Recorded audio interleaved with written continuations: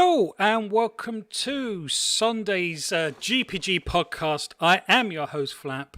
Thank you for being with us. And what a week we've had in gaming. It's not every week that you get a Game Awards and a Halo launch in the same week, a couple of weeks before Christmas. So there's lots for us to sink our teeth into tonight, and quite excited for tonight's show for a couple of reasons. I am a little bit under the weather, so I do apologise if I'm not quite on my A game. I will do my best, but like I said, there's a lot for us to delve into today, and I'm really pleased with the guests that we have on today's show. But before we introduce those, just me and Scott from the GPG crew this week. Sadly, Pucks and Luke can't make this week. Hopefully they'll be with us next week. But let's come straight to you, Scott, if that's okay, my friend. How are you? How's things? What have you been up to? And how has your Halo week been? Yeah, I'm good. Thank you very much, Flap. Appreciate it. Looking forward to tonight's show. It's always good to have Pong Soul and Steel Rain on. I'm not too sure if we've had them on together, so I think No. there's going to be a hell of a lot of energy on tonight's show. I think. But yeah, I've had a really good week. I mean, you've got some Halo footage on the screen now, and that's basically. Yeah, that is literally all I've played since it came out. I've not touched another game, I don't think, in that time. So still playing a hell of a lot of the multiplayer. Yeah, done my first playthrough of the campaign, started my second, and loving it so far. Nice. Excellent. Well, that's no surprise there at all.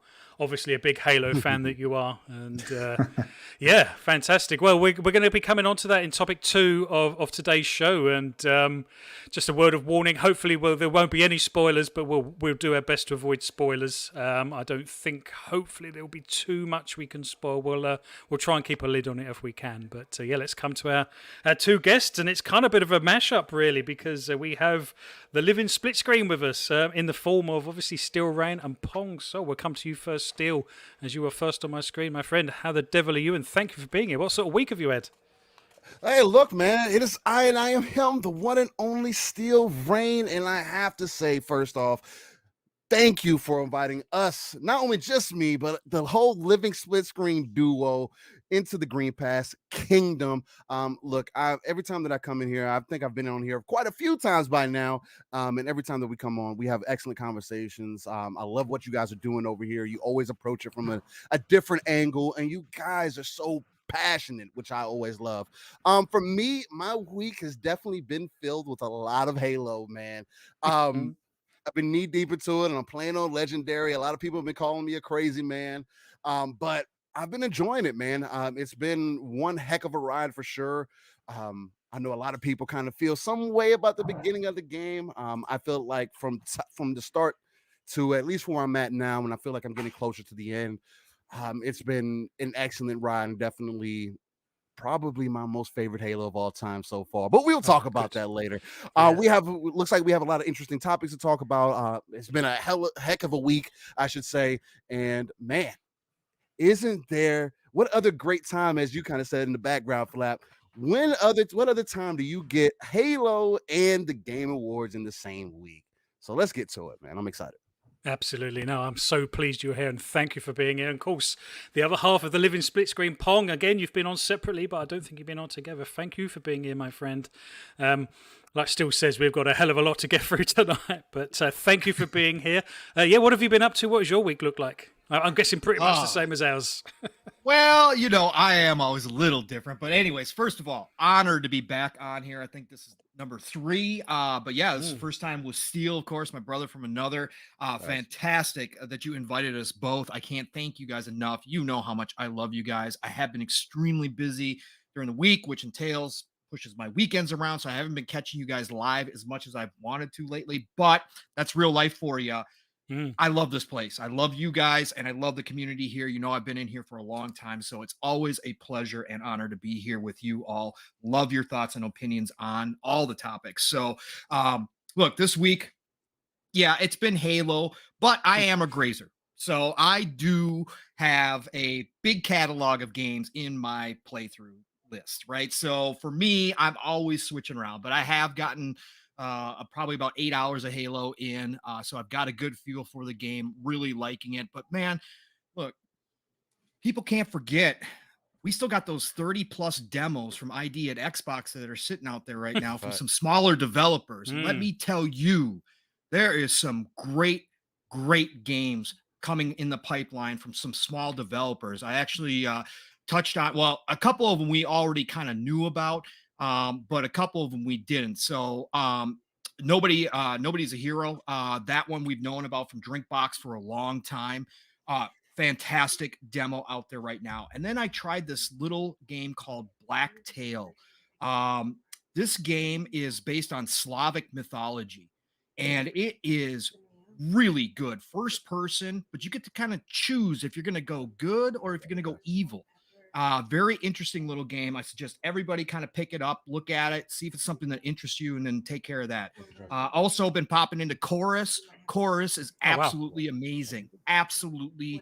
You're into space shooters, please go check out Chorus. It's only $40. It's not a full price game, but go check that out. So yeah, I've been all over the place. Of course, still getting into Skyrim Anniversary Edition and all that good stuff. But yeah, pounding away. I'm over 100 hours into that thing again. So, you know, Skyrim just continues to live on. So it's amazing. But no, great week. Fantastic news. Unbelievable that we get Halo and the Game Awards in 1 week. And the Game Awards, and there was so much stuff in there. I can't wait to talk about it. So let's get down to it, Flat. Yeah, absolutely. And yeah, let's hold on to that thought with Skyrim as well, because I actually quite enjoyed Bethesda's little skit during the Game Awards. That was quite funny. But, absolutely amazing. Yeah, absolutely. Well, yeah, no, thank you very much for being here, everyone. Like I say, we've got some great topics, and we are actually going to start with the Game Awards. But before we do, chat, thank you very much for being here. Please get involved. Don't be shy. If you're new to the channel or you're just listening in the background, please just tap in, say hi. We're a friendly bunch. Yeah, just let us know your thoughts and opinions. The whole show is based on, you know, what we all think. It's not just a top-down approach. Tell us what you think and what your thoughts and opinions are. So let's yeah, like you say, let's get straight into it. Game Awards. Let's go to you first. Let's go to you first, Scott, if you don't mind. What did you make of the Game Awards? I mean, the people, you know, there was there's always comments online, isn't there, after the event. I think people felt that it kind of slightly under-delivered compared to their own expectations. I don't think it was overhyped, if I'm honest. I think perhaps people had expectations of it that perhaps they felt it didn't live up to. But a couple of questions. What score would you give it out of 10? And what did you think of it overall? Oh, starting off spicy, Flap. That's a tough one. So I think maybe part of the way to look at it from my perspective is the time for us in the UK. So I actually watched it live, which was 1 a.m. to like 4:15 a.m. here in the UK. So from my perspective, if you would ask me, was it worth it? I say absolutely not. I personally didn't think it was the greatest show in the world, and let me explain why. So first of all, it's just too damn long. It was over 3 hours, not including the pre-show. It was like closer to 4 hours when you factor in the pre-show. Which is just outrageously long for a show like that, especially for us that are in different time zones. Being a Thursday night as well, we all had work the next day, maybe, or some of us would have had work the next day. But what I will say is it started, in my opinion, really strong. I think the first half to maybe the first 2/3 were really good shown. I mean, I would still have criticisms of what I consider the good portion of the show. I think there's still a little bit too much, too many adverts, so to speak. I know everything's pretty much an advert, but you know, when you see trailers for like Raid Shadow Legends and stuff like that, it's like, okay, maybe cut down on that a bit. But I really felt the final hour, I felt that really dragged, and they were kind of holding onto the Matrix Awakens portion of the show. They were kind of clinging on to that to keep people I guess hooked up until the very end. But I really felt that final hour really dragged. Now that might be because I was knackered because of the time it was, but at the same time I just don't think it really had an awful lot of content in that the first hour or two the show did have. Had a lot of reveals, had a lot of cool trailers, gameplay segments, things like that.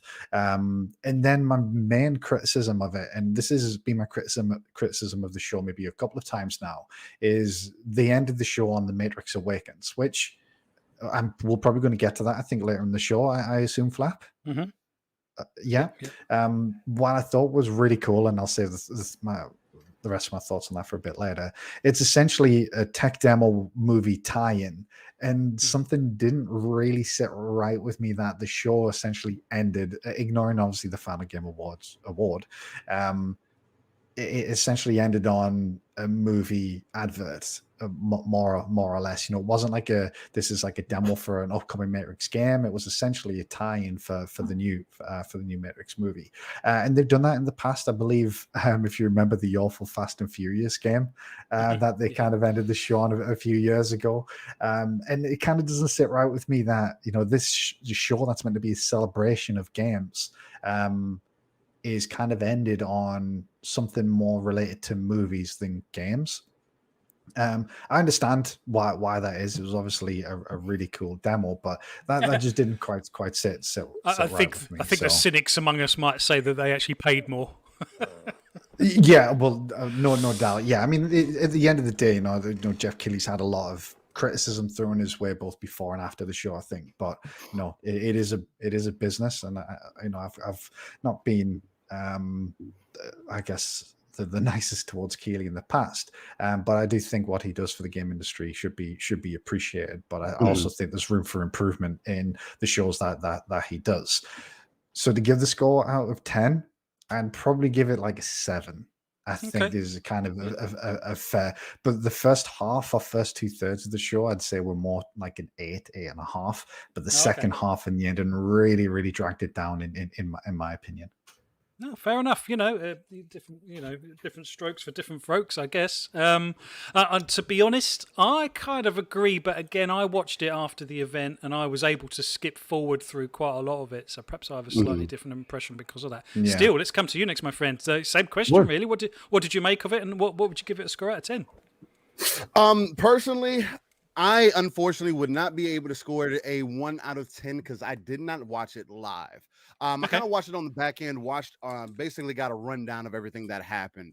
I will say from what I gathered from everything that I watched, was another advertisement kind of heaven scenario for a lot of people. And again, Jeff Keighley's show and how he has it set up, he has to pay the bills, and that's just kind of how it's set up at that point, unfortunately. Now, I guess people's problems with it. I mean, me and Pong always say this. We tend to look at different shows and the announcements and everything else kind of in their own vacuum and kind of in their own box and everything.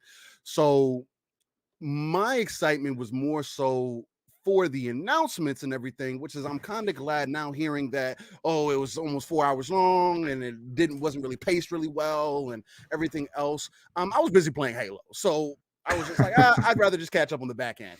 So to be completely honest, but there were many games displayed, and that's one thing that I feel like people are kind of looking over.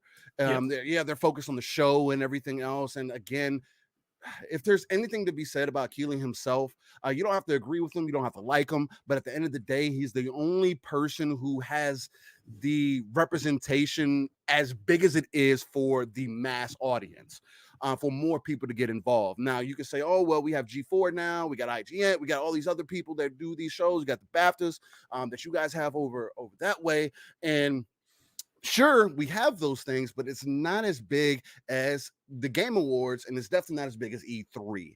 And that's kind of the problem.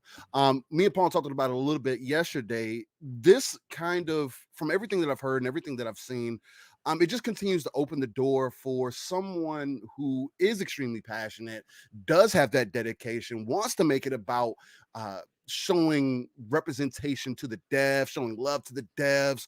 Because one of my biggest points with these award shows, especially when it comes to gaming, and I feel like that's what makes it a little bit different from movies, for me personally, at least, even though I know there's a lot of work that gets put into it either way, but people dedicate years of their lives making these games, and I feel like they don't get proper representation for that. And that's unfortunate, because there should be more a light shined upon them. Psychonauts shouldn't have to win an award for it to get praise or whatever the case. And of course, the audience is going to praise it or whatever the case, but it'd be nice for something that is broadcasted to a wider audience to at least say, hey, claps to this game or whatever the case. We really respect everything they do. We just want to show love to the dev because they did an amazing thing here, and then so on and so forth. Now, did we also want to kind of talk about some of the games that were shown there, or just talking about the show overall? Overall. For me, just to touch on a few of the games, because I don't want to run down the entire list. Some that really made notice from me personally. I'm going to start off with like my top 3, and then I have a couple that I just throw in there for some side things. Okay. Hellblade 2. I'm pretty sure everybody can kind of fall in line with that. Yeah. Hellblade 2 was spectacular. That was ridiculous for what they showed for the Unreal Engine 5. Kind of what Scott was touching on too, as far as what they did with the whole Matrix thing, kind of tying the both together as far as like the movie and like the little demo that they put together, but more so displaying the potential of Unreal Engine 5. And that is something that's dumbfounding to me because I do my little bit of research on the back end because I'm interested in that. There's so many devs that are working on Unreal Engine 5 right now, but it's different when you're seeing the bigger names starting to use it. You're starting to hear, Coalition had some hands helping get this working on the series console the way that it needed to be. And then it just opens up a different spectrum, especially when you think about Ninja Theory, who's just now getting over 100 devs or whatever the case, open up their doors even wider. They haven't been back in the studio for that long, maybe over 6 months at this point. And then for them to churn something out the way that they did has me excited, especially as someone who just played the first Hellblade this year. So that had me amped up for the potential. And I guess we'll talk about next gen gaming, how that's going to. I'm looking forward to that bit later. Actually. Yeah. 100%. The other one that really excited me as a Sega kid is going to be Sonic Frontier, just because a lot of people downplay Sonic. A lot of people downplay Sonic. Oh, you can't get the speed right. He's never done right in the 3D space, and I wouldn't necessarily agree with you. Like I always tend to say, Sonic has more of an influence on me than Mario has ever. And that could have been from competition back in the day or whatever the case. Exactly. That's exactly Flap. So you're right there with me. But I just think that he's an overall better character than Mario ever was. And again, there's shows, there's games, there's so many other things that probably have like made me kind of biased in that fact. But knowing that you're going to have these zones that are kind of open world zones within themselves, I think it's going to be really dope because there's some devs, if you scour the YouTube streets and whatnot, there's some devs out here who have made some Sonic games in Unreal, and there's some that have used some different engines and have created some amazing things that show me, if they had some more money behind it, that we could really get something special. And I'm hoping that this could kind of revitalize everything, especially with the Sonic movies seemingly doing so well. I'm surprised at that because it had a rough start, didn't it? The Sonic movie, the original one. Yeah, it did. Yeah, you remember that original reveal of what Sonic looked like? I don't know who looked at that character for Sonic originally. It was like, yeah, we're gonna make this movie with this character, and didn't understand why they got backlash. And again, I'm glad that they changed it because now Sega has a chance to revitalize one of their staple IPs and become an icon again within gaming industry. Even now, when like my kids still recognize who Sonic is, quote unquote, but they don't feel the impact of kind of like what we did back in the day. So I was excited for that. I want to see more from that for sure. And then last but not least, I want to end it on Wonder Woman, mainly because we didn't see any gameplay, but the fact what excited me about it is Monolith being behind it lets me know, at least based off of the previous games and from what I've done my research on, that they will be using the Nemesis system in this game that they've brought into Middle-earth, Shadow of War and Shadow of Mordor, which to those people who might not be familiar with the Nemesis system is basically an advanced, it's an advanced AI system, basically. When you kill an enemy or an enemy kills you, it constantly learns from you. And not only that, as you progress through the game, it also learns your combat habits and learns your player habits. And it just, in turn, what it causes is this tailored experience for you as the gamer, which I feel like we're missing in a lot of games. Like you have to play a Mass Effect to get that. You have to play, like Palm keeps going back to Skyrim. You got to play something like that to get these kind of different levels of not necessarily realism, but depth in the world, the depth in the characters and everything. And the Nemesis system really brings that to life for me. So hearing Monolith and the Nemesis system together, Wonder Woman sounds like it might be a smash hit. And then the other add-on I want to throw on there is going to be Suicide Squad. Okay, I'm what did you glad make the of that? gameplay looks solid. I'm glad the gameplay looks solid. From what we saw from the CGI trailer to actual gameplay, it carried over very smoothly. That's actually what I was anticipating the game to at least look like, and I'm glad it met that expectation for me. I didn't find the characters that engaging, really. I didn't really think, oh, I can't wait to play as though. Do you know what I mean? It's, Really? yeah. Interesting, because one of the things that stood out for me about the Suicide Squad, and I would agree that was kind of one of my highlights of the show.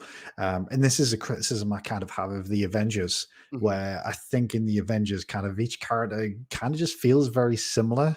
Like, Right. obviously, I mean, you might have like some variance in the abilities, but and the Hulk stands out as one that plays very different. But Right. a lot of the other characters kind of just felt very similar to use. But this footage kind of showed each of the characters having like really distinct abilities, and Right. they look Yeah. like they played very different. And it Right. looked like you could have a lot of fun just playing around and experimenting with the different characters and their play styles. And I thought that really looked Yeah, good. and that's at least that's what I felt from it. And again, like you said, Scott, it didn't give me that Avengers feel. It gave me like this feel that okay, the game, these individual characters are going to be completely different from each other. Like King Shark didn't look like he was going to feel like Deathshot did, or Yeah. whatever the case. There's those variances in there. And again, I guess you could kind of compare it to Hulk or Iron Man in that case.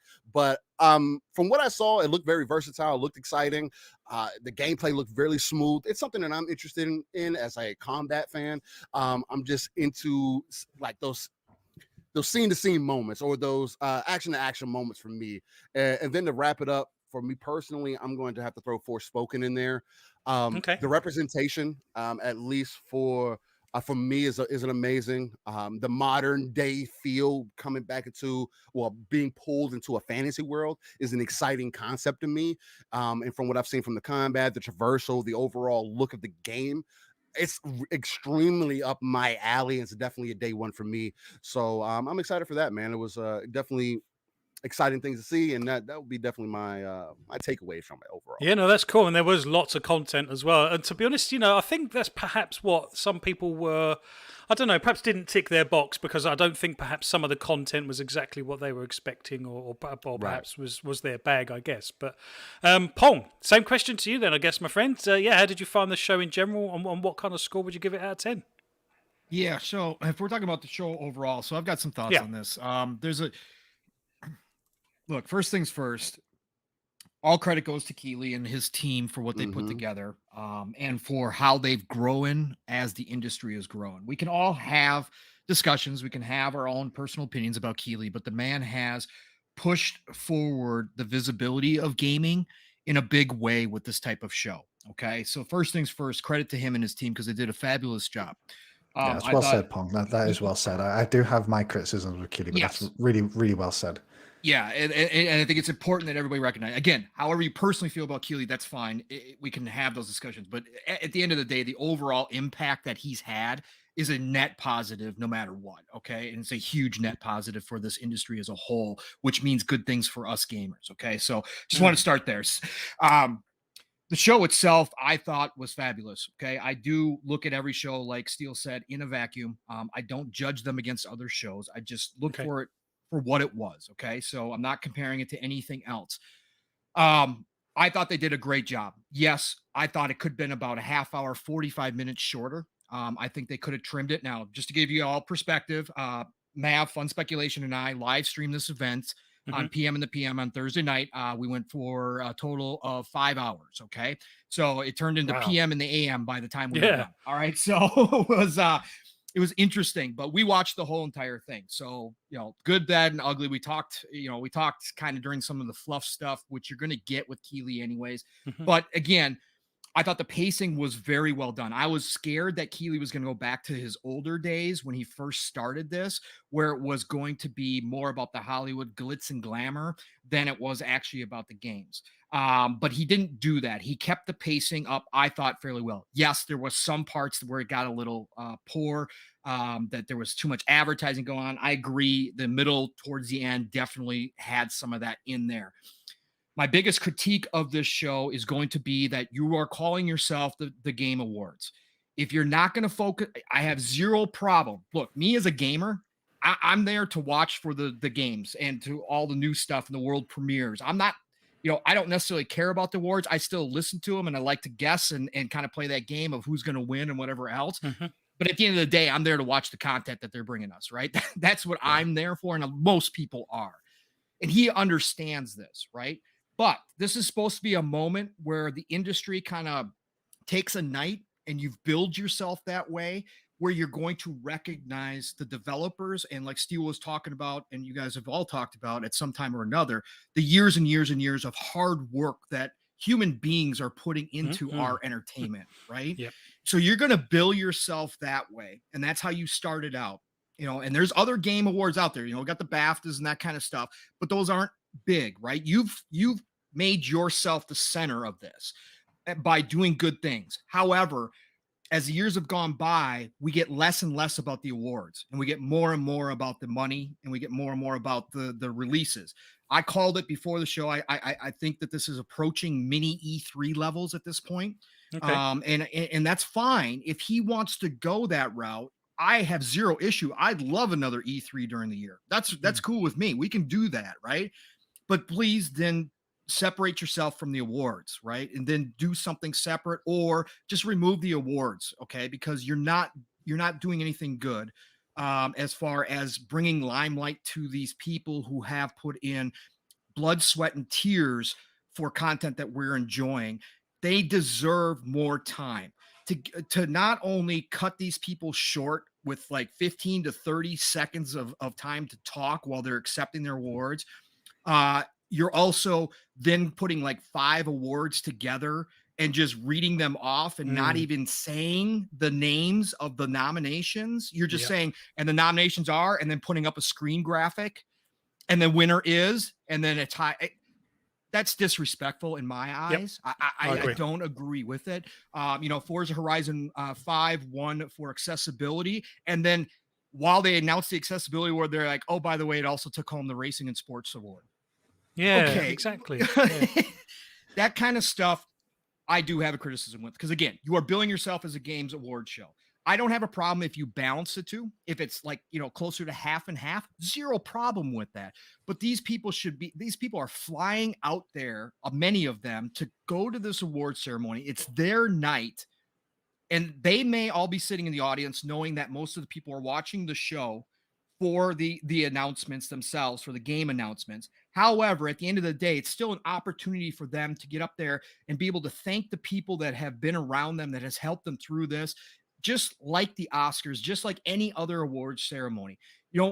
We don't get very many opportunities to get to know faces to our developers that make our favorite games. That's why that's why the Kojimas stand out, the Todd Howards of the world. Those are so few and far between. Whereas movies, we know all the actors and actresses, right? We know many of the big time directors, right? If you want to move the industry forward and you want to put it in that kind of same boat, which it should be because it's the #1 entertainment industry in the world now, and that's why it's getting the praise and the actual attention that it is. If you're going to do that, then let those people shine. Let them get out there in front of the camera. Let us see who is actually doing this work instead of just a name scrolling by when we finish the game, right, as a credit. Let us see that. So that's my one critique of the show when it comes to that.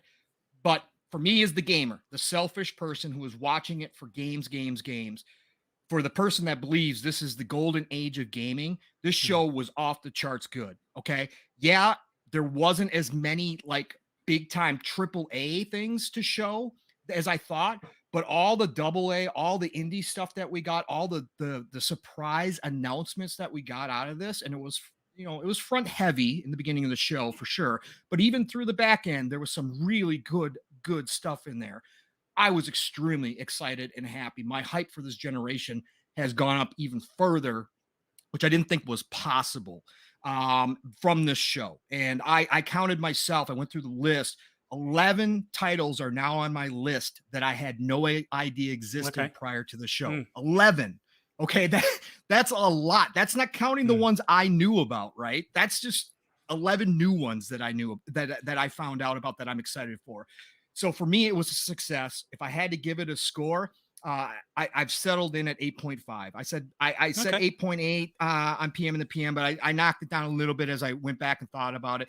8.5, again, for the critiques that I did have, the pacing, too much advertising towards the end, especially in the way he treated the awards. I did knock it down for that.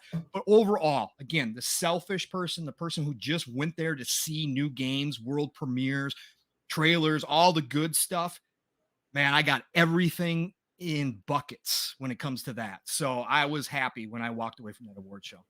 You know what? I mean, I wholeheartedly agree. I mean, but surely he has the summer game show side of things to be able to do those sort of promotions. I really agree because if he wants to do that, then the Summer Games Fest thing is the place for that, in my opinion. Because, like you say, the Game Awards should be about Game Awards and the games themselves rather than kind of everything else. And like Scott was saying, particularly a movie tie-in as well. That was I'm just a little bit disappointed by that, to be honest. I think it was KSNT. He was saying, look, let's not be under any illusion. The Game Awards are a business first and foremost. And I get that. Oh, yeah. I get that. Got no problem with that at all. And if there's some money to be made on the side, no problem whatsoever. But yeah, that whole kind of just flashing up on the screen, the nominees are, and by the way, this is who won it. It's like, well, you're not even pretending to try and make it about the Game Awards at that point. It is literally just about, well, kind of making money. I mean, I've got my cynical hat on, to be honest. I know he has a passion for the industry, and like you say, I wouldn't be without it. I am grateful for what he does, but that is a critique I would certainly point in that direction. And it is let's face it is a fantastic platform. And to be honest, when you think about it, Microsoft, Nintendo, and Sony didn't really turn up. I know we had, we had a showing from all of them, but not in a huge sort of way. I guess Hellblade 2 Nintendo probably didn't even show up at all. No, exactly. So Hellblade 2 is probably the biggest. Yeah, I'm trying to think what they actually brought, Flap. So Microsoft obviously brought Hellblade 2 as a standout. Sony, I guess they brought a Horizon trailer, but just about. We've seen loads of that game now. Nintendo. No, there was like two sizzle reels, right, for Nintendo, and that was it. The Switch. Yeah, they didn't bring anything. And one of their games was up for Game of the Year, and it won Best Action Game. I think it was that it ended up winning. So, but it is kind of difficult, isn't it? Because these guys know, at least Nintendo and Microsoft. I mean, I know it's still quite far away, but June is E3 season. They want to kind of keep their big hitters for their own shows, and yeah, it's interesting because I think the shows itself it's having a little bit of an identity crisis, isn't it? I think that's pretty much what Pong was saying, but the thing is, I don't know what the solution is because Pong, I understand what you're saying, where you're thinking. Just take the awards out. If you're going to have an E3 show, have an E3 show. If you're going to have an award show, have an award show. But I think, and this is kind of to Keely's credit, is he's not going to abandon the awards segment of the show because it's important to him, and I think it is important that the games industry has this Oscars type moment that obviously movies have. But also at the same time, if it was just the awards, people aren't going to show up. People aren't going to watch it. No. People will just wait until the next day and find out. Well, yeah, we see that with like the BAFTAs, right? The BAFTAs, same thing. Nobody knows until they actually announce, and they're like, "Oh, that's right, the BAFTAs happened," and then we get the award winners, right? That's kind of the way it is. That's why I've said I think there is room for a second show here to be done somewhere like the end of February that includes the entire last year of gaming. That would be more focused on the awards, more like the Oscars, and giving people time to accept those awards, but also be able to show us some new stuff as well, just not the extent that Keely does. I think there is room because the industry is now big enough. It could support two of those shows that kind of focus on different things. I think that the audiences would still show up. Now, whether or not the companies would show up is a whole nother question, because again, it's a little different getting a movie clip together to show than it is to get a demo of a game showing, right? Or a piece of gameplay. There's a lot more involved with that. So getting, devs to support 2 shows might be a little much, but I think there is room for that. And I'd like to see something like that happen. Somebody else show up and kind of give it the same type of presence Keeley does, just in a different way, where the awards are more the focus versus all the fluff and all the content and all that, the new world premieres and that kind of stuff. Absolutely. Yeah, like I say, I just hope he's learning and going forward. You know, things change. But let's talk about some of the winners and stuff, and let's perhaps go straight in with the Game of the Year award. Was there any sort of surprises there? Was anyone absolutely shocked that It Takes Two took the limelight on that one? Scott, having played it. It's really difficult for me, Flat, because out the games that were nominated, I personally would have given it to Psychonauts 2. Okay. Which I felt was a little harshly treated. I can't believe they didn't come away with anything throughout the night, if I'm being completely honest. But also at the same time, it doesn't surprise me too much, because it was essentially universally loved by pretty much everybody. And I did kind of expect maybe one of the bigger games, like a Ratchet or something like that, to win personally. But I was really pleased that a game like that won, because I think it's a couple of things. I mean, people probably have their opinions about Joseph Fares, but obviously he's a very passionate game designer, and he's a bit of a character and a personality in the industry. And his games do something different, and it's great that that type of game is not only celebrated and loved, but is kind of, winning awards against these AAA games like Ratchet. And secondly, I hope it kind of helps maybe influence the larger AAA publishers such as EA and to take chances on these types of games. EA have taken a lot of flack in the past because of their focus on things like sports games and things like that. But I think recently they've redeemed themselves ever so well, even just a little bit, because they have focused on smaller indie titles. What they can call them indie or not, I guess, is another matter. But these smaller titles like Lost in Random and like It Takes Two, and for them to get not only universal praise on release, success from a sales perspective, but also to be to win awards at a show like this really shows that these are games that are worth investing in. So I wasn't surprised too much, but it's from my perspective, I didn't play an awful lot of the games on that list ultimately. So I kind of can't comment on some of them. But out of the list, it would have been Psychonauts 2 for me, but It Takes Two is a wonderful game. I played through it with my partner over the course of a week, and we really, really enjoyed it. And yeah, I guess it's a worthy winner. No, absolutely. And to be honest, I remember, I think I mentioned before, you'd even said that, I really like It Takes Two and that it's definitely worthy of a nomination. I'm really surprised it won, actually. And I think Stubbs mentioned, it's good that an indie game actually won the big award. Pong, what was your take on the winners? Who would you have pitched first? Because I think it was such a closely run race this year. Probably closer than I can ever remember. It was a wide open year. This was the year that anything could have won and anything did win. I didn't play It Takes Two. I just don't do platformers. I played through Psychonauts. I didn't finish it, but again, I love that game a lot. I love the writing. I love Tim Schafer. But I just don't do platformers anymore. But everybody around me played It Takes Two, right? So everybody told me that it is a great game. And I watched, Mav and Caitlin play over on Fun Speculations channel and how great it was. And how much fun they were having. So I get a general feel for it.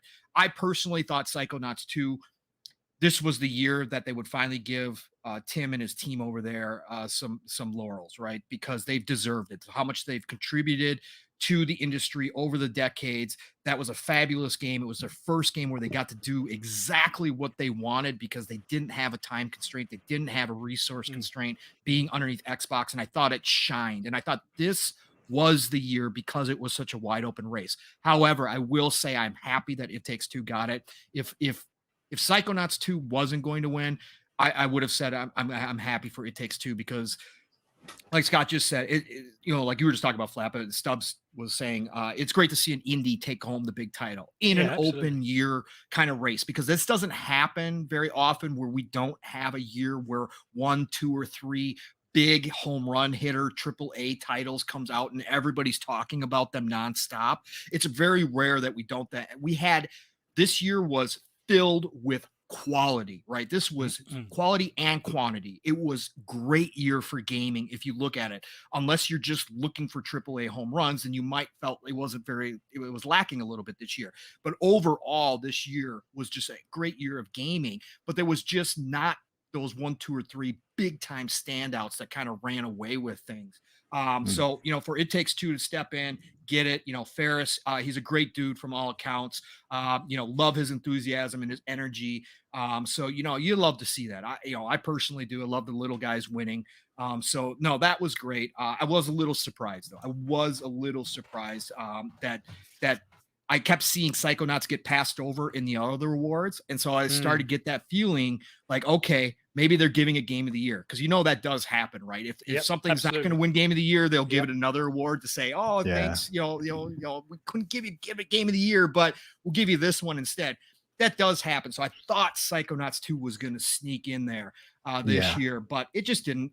But I was at that point then, once It Takes Two, I was like, all right, happy, Ferris. And then I started thinking about it. I'm like, they really snubbed Psychonauts 2 out of this shit, didn't they? They really did that, man. Tim and his crew, man. Some of the greatest creators on the face of this planet when it comes to just creative thought and what they put in their game. You really did that this year, didn't you? So I was kind of disappointed. I think it getting nominated does at least acknowledgement of the game, Pong, which I'm sure that they would have been pleased about. This, we've got to remember, this was a game that was kickstarted originally, and the first game, while it was kind of like a bit of a cult classic, it wasn't that widely well received. Correct. And then this game, people have loved it, and it's probably important to mention, I know we're talking specifically about the Game Awards, but I think Psychonauts 2 is in a lot of people's own personal sort of game of the year lists, and there's one a number. So I do think that's at least good for those guys. Honestly, I think it works both ways though, Pong. I think because when Metroid Dread won Best Action Game, I think it was, I was like, right, well, that's not getting Game of the Year. I kind of felt a similar thing there. Exactly what it was saying. But the one thing that I thought is Deathloop was kind of sweeping up, and I was like, it's Deathloop. The amount of awards this game's getting, this is going to take it, and I kind of resigned myself to Death again. And I'm not played Deathloop, so I can't really comment on whether it would have been a worthy winner or not. I'll make that clear.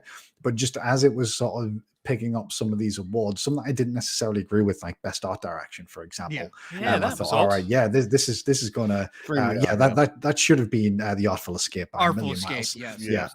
Yep. I was like, Deathloop's sweeping up tonight. This is the one that's going to win it. So it was a pleasant surprise. I think not that Deathloop wouldn't have been a worthy winner, and I'm pleased for the team there that they won the awards that they did, but yeah, it was a bit of a surprise. I think Deathloop got all those awards, Scott, because these were a lot of this group that votes on this stuff would have been the same journalists that were calling it a masterpiece and doing all that. So all of those that could not give it Game of the Year, that they had decided they were going to go elsewhere, were really making up for it for Deathloop, because they had all come out and said it's a masterpiece. It's going to be taught in schools about how to create a video game. I mean, all those kind of praise that they gave it, but at the end of the day, they couldn't quite give it Game of the Year. So they were like, oh, I'll vote for here. I'll vote for here. I'll vote for, okay, now I made up for that. That's kind of what it was. Right.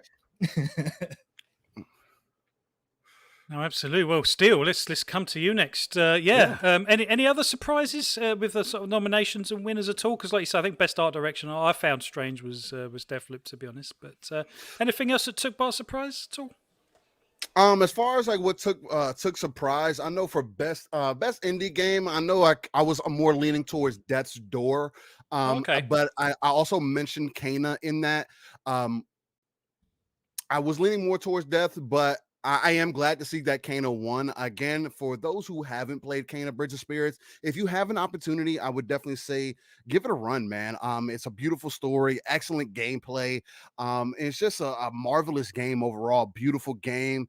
I know a lot of people like to make fun of the rod or whatever, call them roaches or whatever the case might be. And honestly, like it's one of those things to where when you actually experience the game, you realize the cuteness of them. And now them being called the rot does kind of turn you off a little bit, but there's semblance to the story for why they're called that. And it explains it throughout it and everything. So I thought that was an amazing thing. As far as everything else, the only other thing that surprised me, I believe, was the best performance. But really? again, yeah, just from what I've seen from Resident Evil itself, there was nothing there necessarily. Even if it was Lady Dimitrescu or whatever her name is, I haven't played Resident Evil, so I honestly can't say, oh, it wasn't that great or whatever the case. I just kind of figured it would end up going to Giancarlo Esposito just because of him as an overall actor. Has always been great in every single thing that he does. And from what I've seen from Far Cry, it looked like he did end up nailing that one too. So that was surprising. But everything else, I mean, it was pretty much right in line with anybody else's anticipation. I'm pretty sure I know me and Pong kind of went over it the weekend prior, and we pretty much nailed 80% of it. Cyberpunk should have gotten best soundtrack. Except Cyberpunk. Cyberpunk, that was should have gotten best soundtrack. I felt like that was a snub. Yeah. What ended up getting it for best Near Replicant. See, not compared to that Cyberpunk. I understand. Like, no, I'm right there with you. Now for Near, I can understand that. Because my wife loves Nier, and I can. So when I'm sitting here playing the game with her, she's knee deep into that. Beautiful music. It's an amazing. I'm like, turn that up a little bit. Let me hear that. Yeah. And I love the music in Nier, especially in the Automata. That one's also amazing. But yeah, I guess that makes sense. But yeah, other than that, nothing else really surprising. No, fair enough. And to be honest, like you say, it was such a close run race this year. There are, I think everyone could pitch an argument as to why, a certain game should or shouldn't win a particular category. Right. I'm just really, like Stubb said, I'm really pleased that an indie game actually won that top slot, because when I mentioned Scott, like I've already said, when I said, It Takes Two, it should be certainly nominated. I had no dreams that it would actually ever win it. And the fact that it has, I'm really torn, because I absolutely adored Ratchet and Clank. I loved Psychonauts 2, and I really loved playing It Takes Two. I played it with my daughter on and off, probably took us 4 or 5 sessions, and just the creativity of that game and just the bits and how you interact together. I can't think of any other games where it's so imaginative with how you interact with each other, and it's a really good kind of entry game perhaps for some people, because it's a fantastic story. The controls aren't ridiculously difficult. Good entry game, and I'm really pleased that it did, to be honest. What was some of the other things we had? Best indie, Kena Bridge of Spirits. I really enjoyed that. I have to be honest, out of that and Death's Door, I think I enjoyed Kena more, if I'm honest. I'm not surprised 12 Minutes didn't win it. Best action game. We haven't got Luke here. Has anyone on the panel played Returnal? That one best action game? It beat Far Cry 6, Deathloop, Chivalry 2, and Back 4 Blood. No, I have not played it. I do think that's kind of strange, though. It kind of leans to the credence of the Game Awards themselves again. When you see, you saw it with Forza, now you're seeing it with this, where I'm not saying that Returnal is not a good game or whatever the case, but for a game that didn't do well overall in sales, that didn't quite make sense to me, especially when a lot of the complaints are how difficult the game was and everything else, and it being more of a niche title. It didn't make sense for that winner. But to each their own. I haven't played it myself, but hey. Yeah, I think Returnal was quite the critical hit, though. I think, and obviously the people who are voting for this would have been the people that were still rating it quite highly when it came to reviews. But I think it does kind of highlight maybe kind of what we've touched on a little bit already, is kind of like how maybe the voting went down, because Returnal wasn't nominated for Game of the Year, to Luke's dismay, but it was winner of Best Action Game, exactly, ahead of Deathloop, which was nominated for Game of the Year, and they're both action games. Which, from what I've heard, had a lot more hype behind it. Like Pong said, "Oh, this is going to be the game they're going to teach everyone." why didn't Deathloop get it then? Yeah, It's just weird. It's just weird. but Deathloop won Best Game Direction. That Returnal was also voted in, but also Best Game Direction had It Takes Two and Psychonauts 2 and Ratchet. Right. So right. I do kind of get a sense a little bit of, as we kind of said, I think people maybe look at what they voted for in other categories and kind of feel like they want to give a game representation in a category. So while Deathloop might be the game of the year, the best action game might be another one, despite the fact that Deathloop is also in that category, because they wanted the game that didn't get nominated for game of the year, or vice versa, to Yeah. kind of to get that recognition, if that makes sense. It was a little And strange. Psychonauts 2 should have won Best Direction, right? Uh, they should have slipped that one in there instead of Deathloop. Again. Yeah. Again, kind of like y'all said, though. I mean, you could kind of argue the winners and Yeah, everything, exactly. but it just kind of holds credence to there should be a better way to do these awards, because there's also other games that should be in these conversations that aren't there, which that I don't get necessarily either. But I mean, to each their own. Hopefully, it'll continue to get better as we move forward. Fantastic. Scott, have we got some comments that we just need to quickly go through? I've got another bombshell I want to throw the panel just quickly, but Scott, before I do, okay, yeah. Scott, have we got any chat that we need to get through?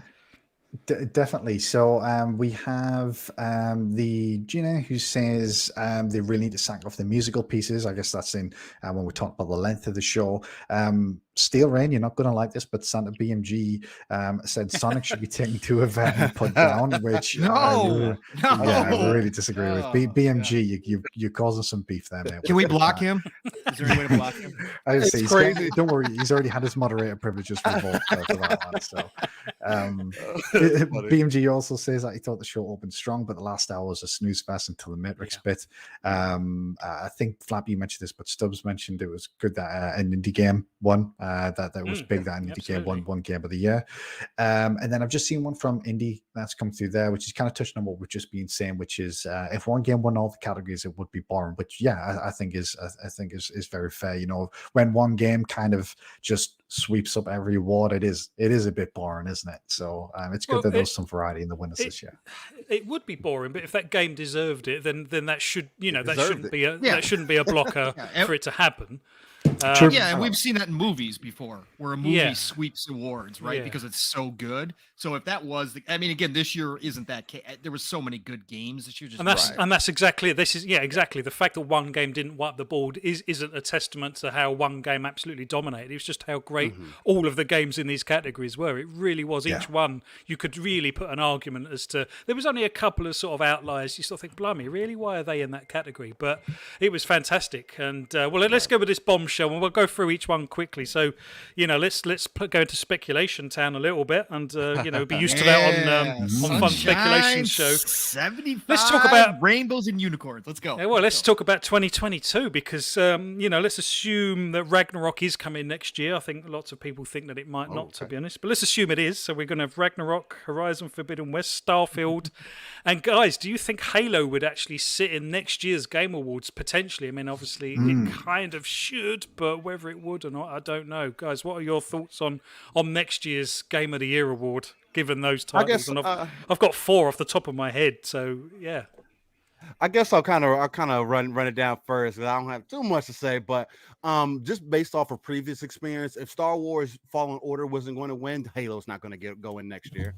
Fallen Order is another game that I felt like was snubbed and it should have rolled into the next year, and it didn't.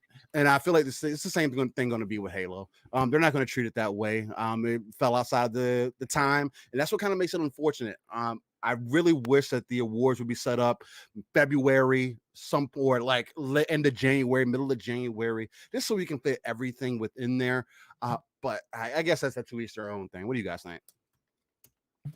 Well, Go on, Paul. Okay. Here's where I'll push back on you, Steel, a little bit. Difference between Jedi Fallen Order and Halo is Halo's ongoing, right? We're going to be getting continuous updates for Halo with all new content and all sorts of stuff. So it's going to be fresh in people's minds all through the year.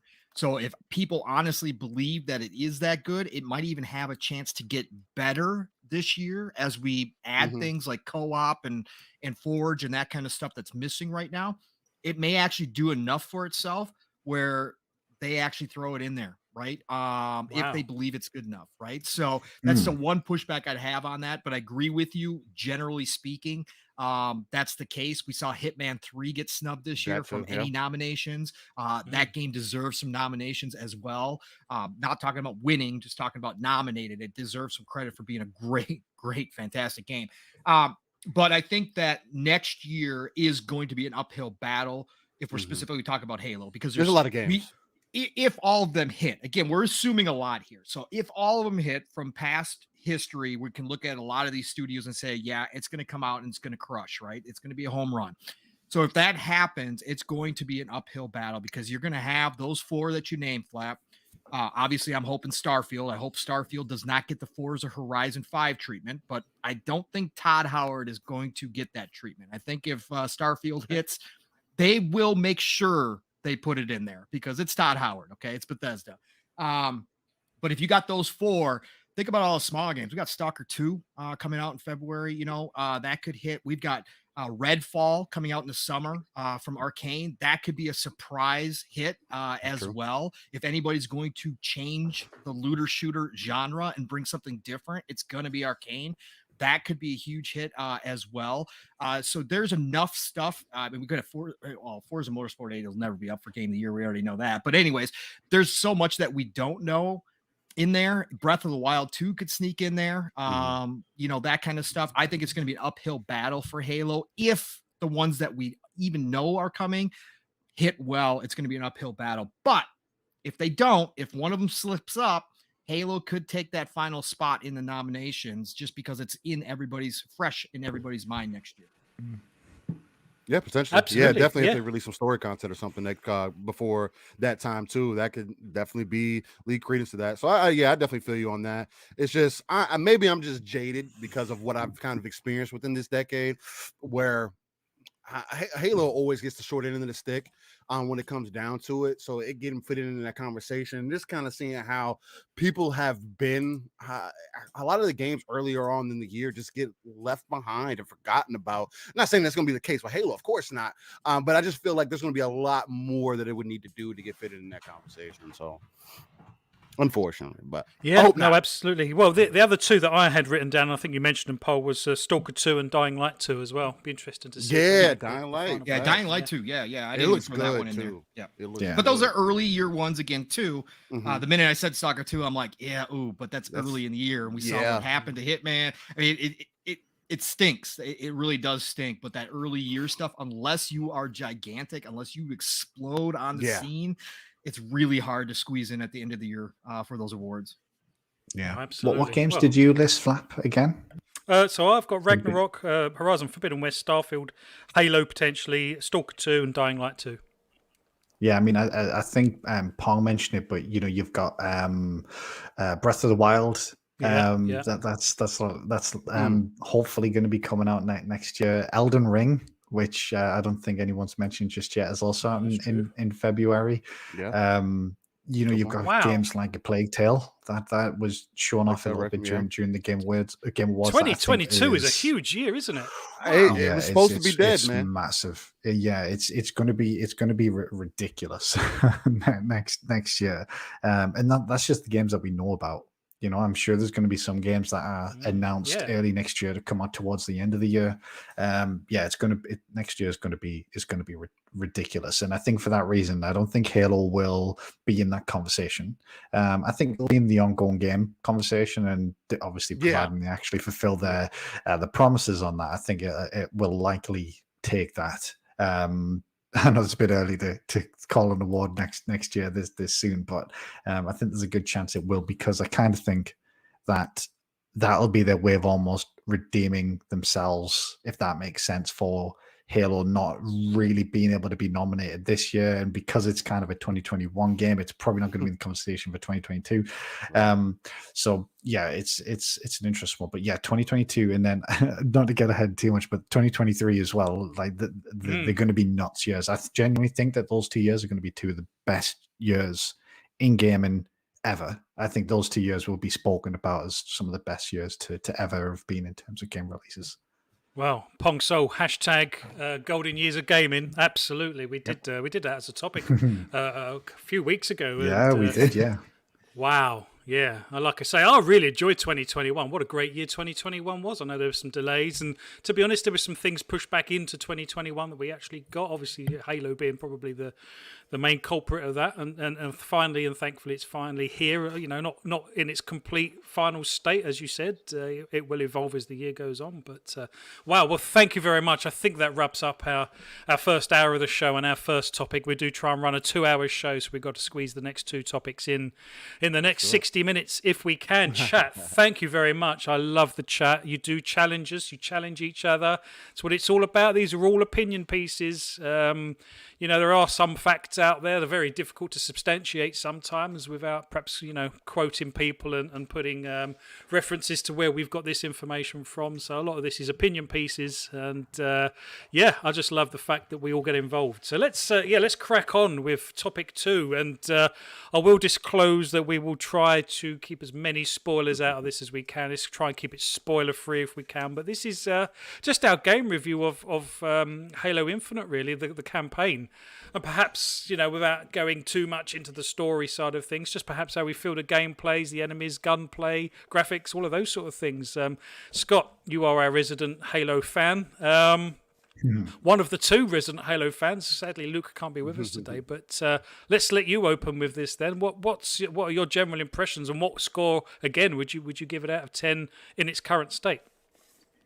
Oh, that last question's a little. It's a little tricky because I think it's really difficult to give it a score. I'd rate it very highly. I think. However, maybe some of the issues with the multiplayer do drag it down. So if I was to review this game personally, I'd probably review it twice. I'd give kind of a score for multiplayer, a score for campaign, because I think there's 2 very different games, especially with the multiplayer being a live service game at the minute as well, but also the campaign, without getting too much into spoiler territory. I kind of think there is still more of this story to tell. Which is going to continue to evolve. So I guess first things first, to put it out there, I'll certainly put it.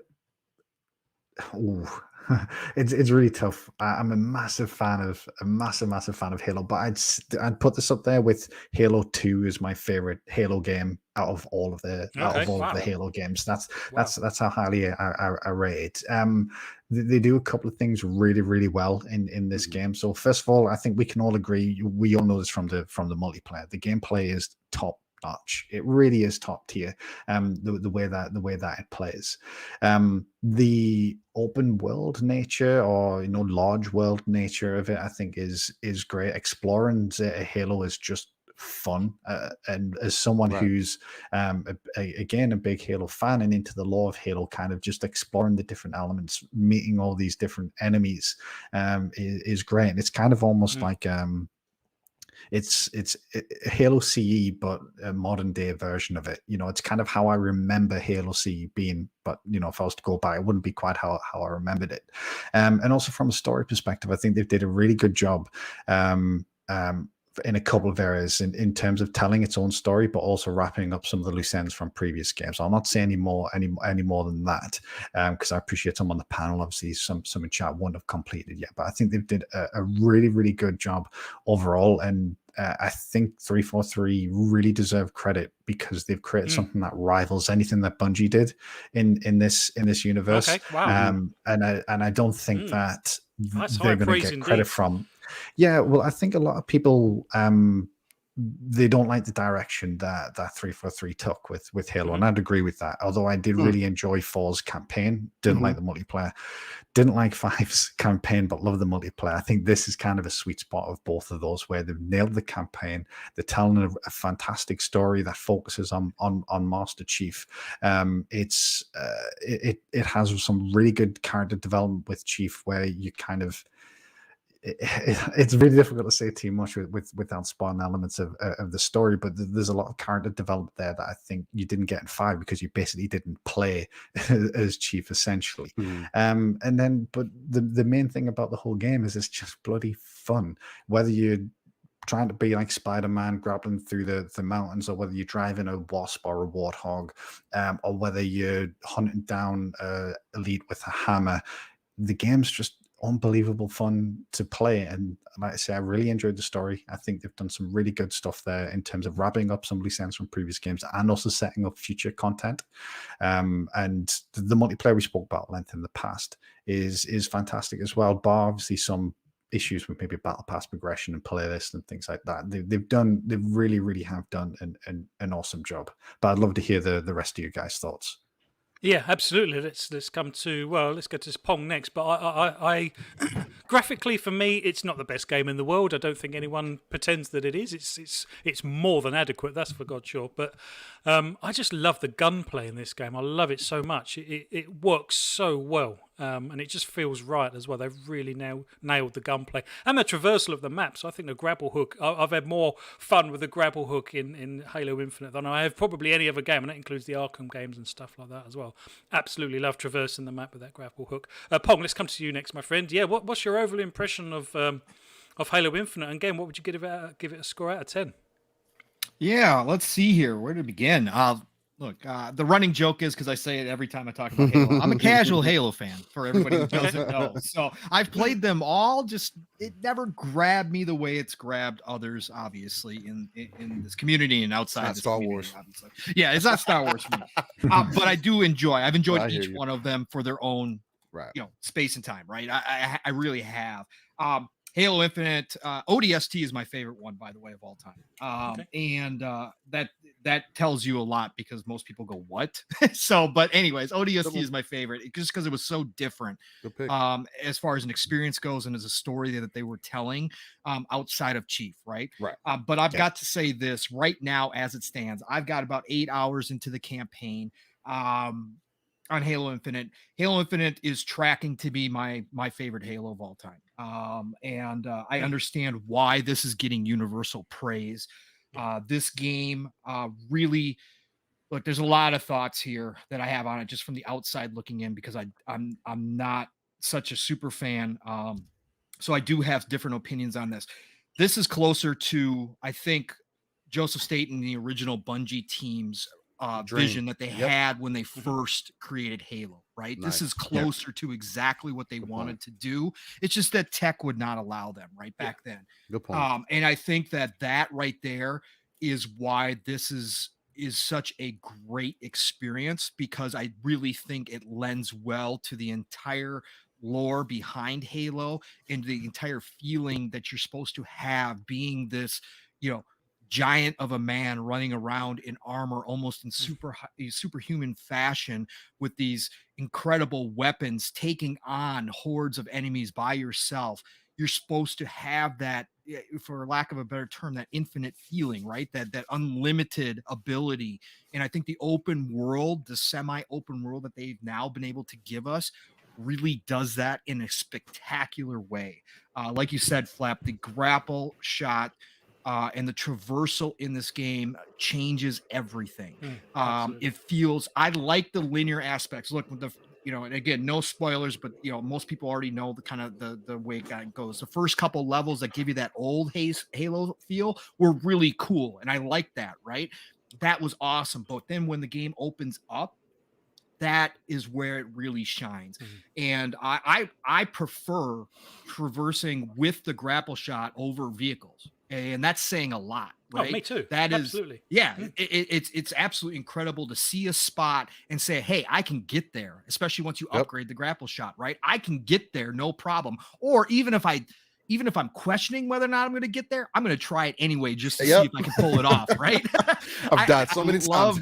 I love that aspect. And the gunplay, as always, is as polished as you're going to get in a game. And that obviously is so important to what you're doing, in all these battles. And they have not lost anything. And obviously we found that out in the flightings early on. This is some of the best feeling gunplay that we've had out of 343. They really have polished it up. It was always good by no stretch of the imagination. Am I saying it was bad? But they really tightened it up.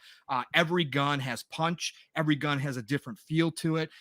In this open world, again, just the ability to approach different objectives, or missions, or whatever you're taking on, or even just a random group of enemies, to be able to approach them from any means necessary that you want to use any. Look, the world is littered with weapons. Okay, Yep. any weapon you want to get, like you could pretty much have. Like there's a point in time, and I think Mav said this the other night on Xbox Ultimate. It's actually annoying to only have 2 slots because I got to decide which 2 weapons I want to carry around. It sucks. So yeah, no, I love this. I love where the story's going, even though I'm not heavily invested and deep into the lore as some people are. I love how the story is progressing. I know some people have had some qualms with it, and that's always going to be a point of discussion, especially amongst the hardcore Halo fans. Again, people have their own ideas about where stories are supposed to go, and I get that. You know, had many examples of that in my lifetime. What Disney's done to Star Wars, I can't agree with, but whatever. At the end of the day, I think for me, the story is good. I think the addition of Joseph Staten and bringing back that stability and that old school Halo knowledge that he has from writing the books. He wrote lots of the lore from Halo, right? So this guy knows it inside and out. That is all apparent when you're playing this game. So I think this sets up Halo if they are truly going to try to go through with this 10-year plan, which can be discussed whether or not that's reasonable, whether or not that's something that's going to happen. If they're truly going to go to it, Halo Infinite sets that stage perfectly. And they are going to be able to expand upon this in so many different ways that this is just, and Steele and I talked about this on Saturday.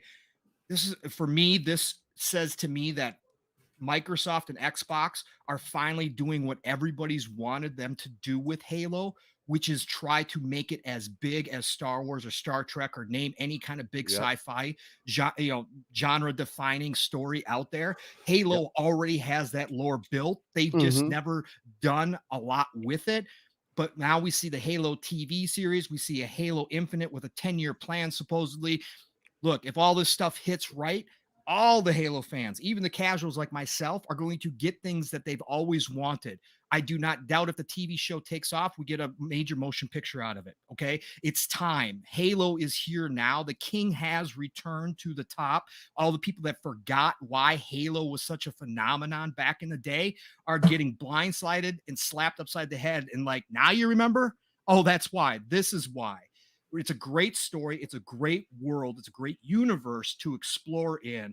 And this Infinite right here is hitting all the right notes for a large majority of the Halo community, which is the hardest thing to do because it can be very divisive, and it has been very divisive in the past with different decisions made. 343, and let's, again, this whole 343 versus Bungie thing, there's a lot of Bungie at 343. So a lot of that DNA is still there. Look, they finally put it all together, gave us a multiplayer and a single player experience that are both top tier Halo experiences, and brought the entire community for the most part together. There's criticism out there. They're working on things, but for the most part, everybody is saying, from what I've been hearing, this is one of the best Halos they've ever played already. So that's just going to continue to grow as the years go by, especially if they're expanding upon it. Love what they did. Congratulations to 343. Rocky road to get to this point, but they pulled it out at the end, and they should get all the credit that they do deserve over there. It's made me a happy camper playing through it. So I love it. No, I feel exactly the same. Score wise, if I had to score it, I think the reviews have been spot on. I would give this right around probably an 87, 88. I think spot on. I will say this just to end. Sorry, I know I'm carrying on, but this is what I do. I will say to end this, co-op was needed for this game. And that's my one point that I know people won't agree with me on, because Halo, for most people, is a single player experience first, and then you do co-op and Legendary, unless you're Steel, who is just a superhuman and he does Legendary out the gates by himself. Look, for most people, I know Halo is a single player experience, but this world right here, and if what we heard, from Schreier's reporting that originally this was going to be a massive open world that they really wanted to have, I believe that this game at its core was meant to be played with other people, 1 to 3 other Spartans along with you, because the chaos that you could create having 1 to 3 Spartans with you, wow, that every time I'm attacking a base or it's, different positions or whatever the case, I go, man, how great would it be to have Steel up in a Wasp overhead right now, just laying down, it'd be so much fun. So I cannot wait until co-op is implemented, because then I think the game actually jumps to another level and is going to feel like a fresh, especially if they go back in, like Steele's saying, it'd be very easy on Legendary with help.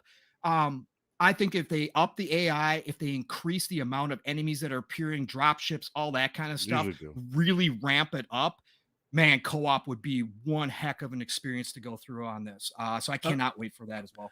Absolutely agree. And you know, imagine how difficult that decision to drop co-op must have been for 343, and probably the pressure they were under from Microsoft as well, because, you know, I can imagine them sitting around the table saying, look, you know, we need another 4 months in the oven to get this game out the door. And I can just imagine, you know, Phil Spence or the, you know, just you don't have 4 months. It is going out. You've got an extra 3 weeks or whatever the delay was. Do you know what I mean? That's all you can have. It must come out this side of Christmas. After Phil just had the talk with Satya last year. Yeah, Satya, exactly. You know, that $100 million plus we spent on marketing, we're going to have to scrap that. I'm sorry. Again, they need another year. So I can imagine that was a really difficult conversation. I absolutely agree that campaign co-op will make this game seem so different and just play so much better as well with two people. And because, like you say, you know, the traversal, I love it, because, you know, there could be a base the other side of a mountain, and you have the option of going around the mountain, or you have the option of going up the mountain and sniping from the top, which is kind of my preference, really. I love the snipers in this game. So for someone who plays these games on Legendary still, go on, give us your take. What do you make of it?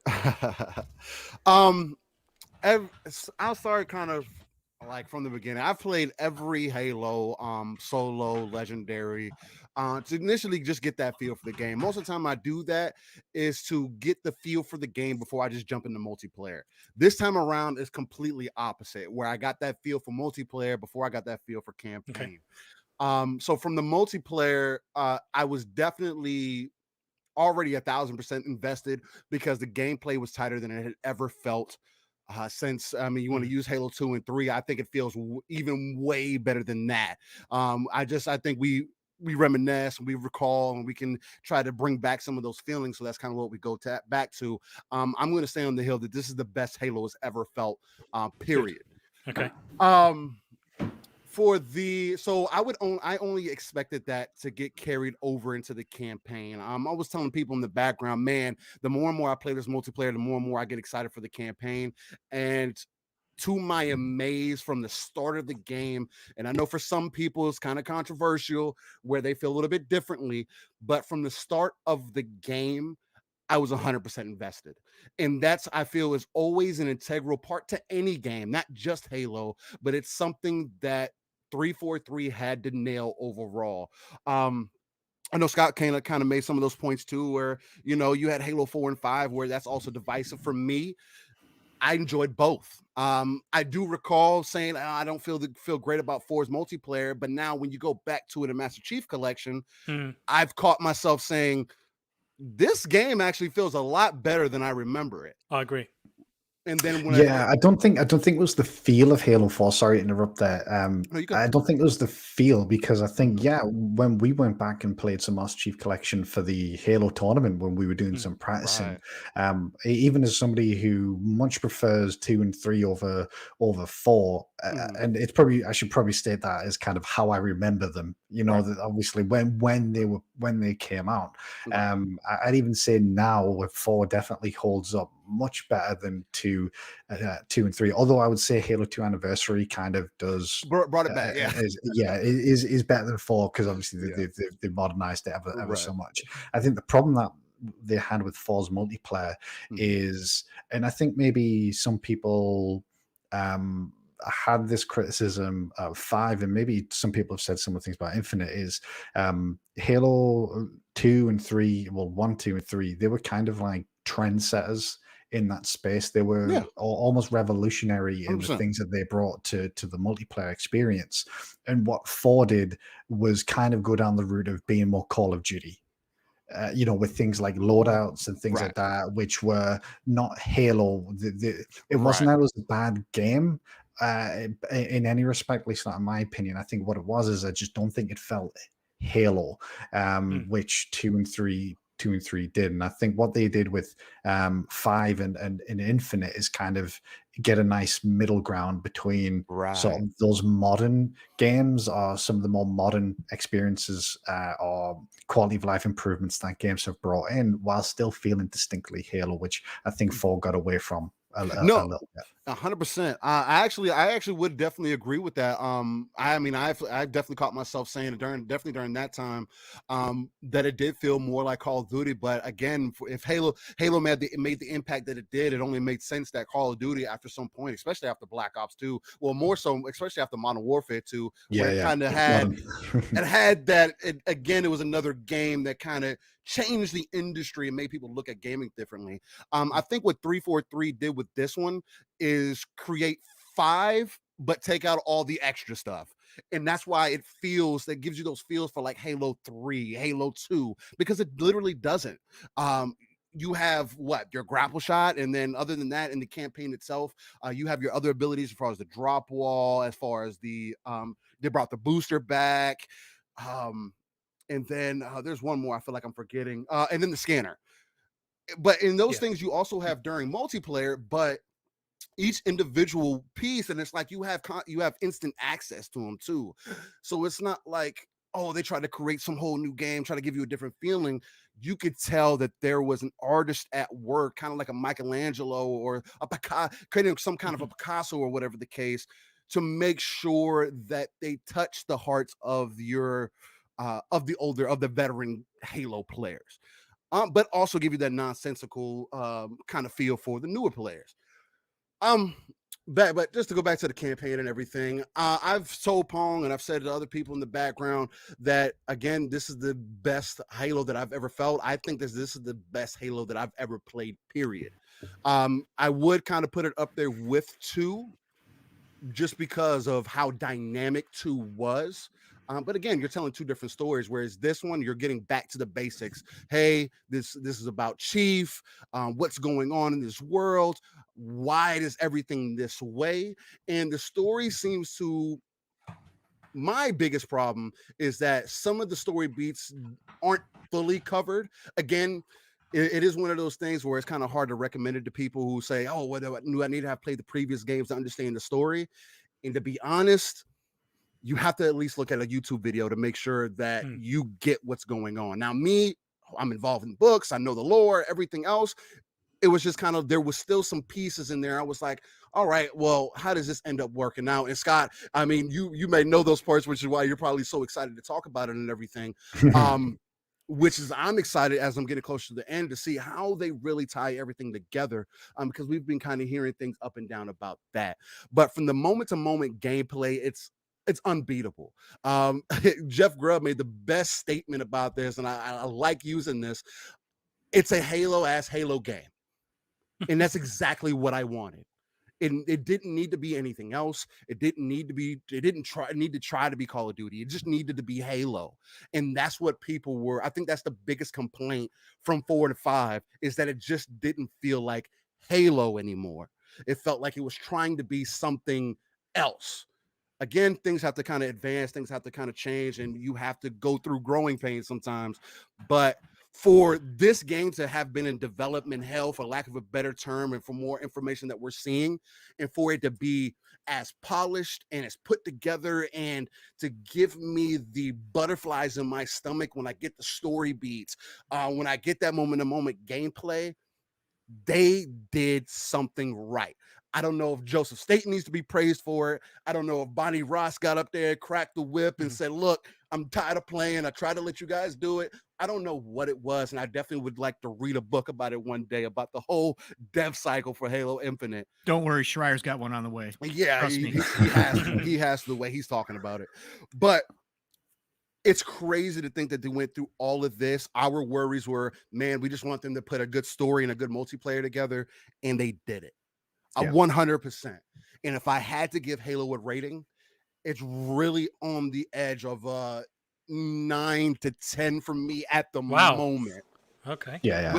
I'd agree with that as well, Steelring. Yeah, I would absolutely put it that high. At least, because there's nothing better than I'll just give you an example. There's nothing better than getting your crew together on your Razorback, giving them the custom weapons, your custom weapons or whatever, and then just running up on a group of enemies and them just taking everybody out.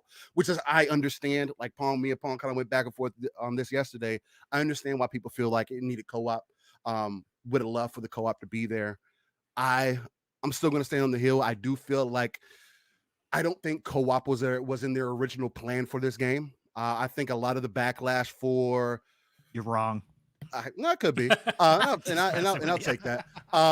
But the reason I feel that way is just because there's so much of the backlash that they got for the story, then the backlash that they got from the multiplayer. I feel like there's a reason why, other than it going free to play, why it feels somewhat separate from each other.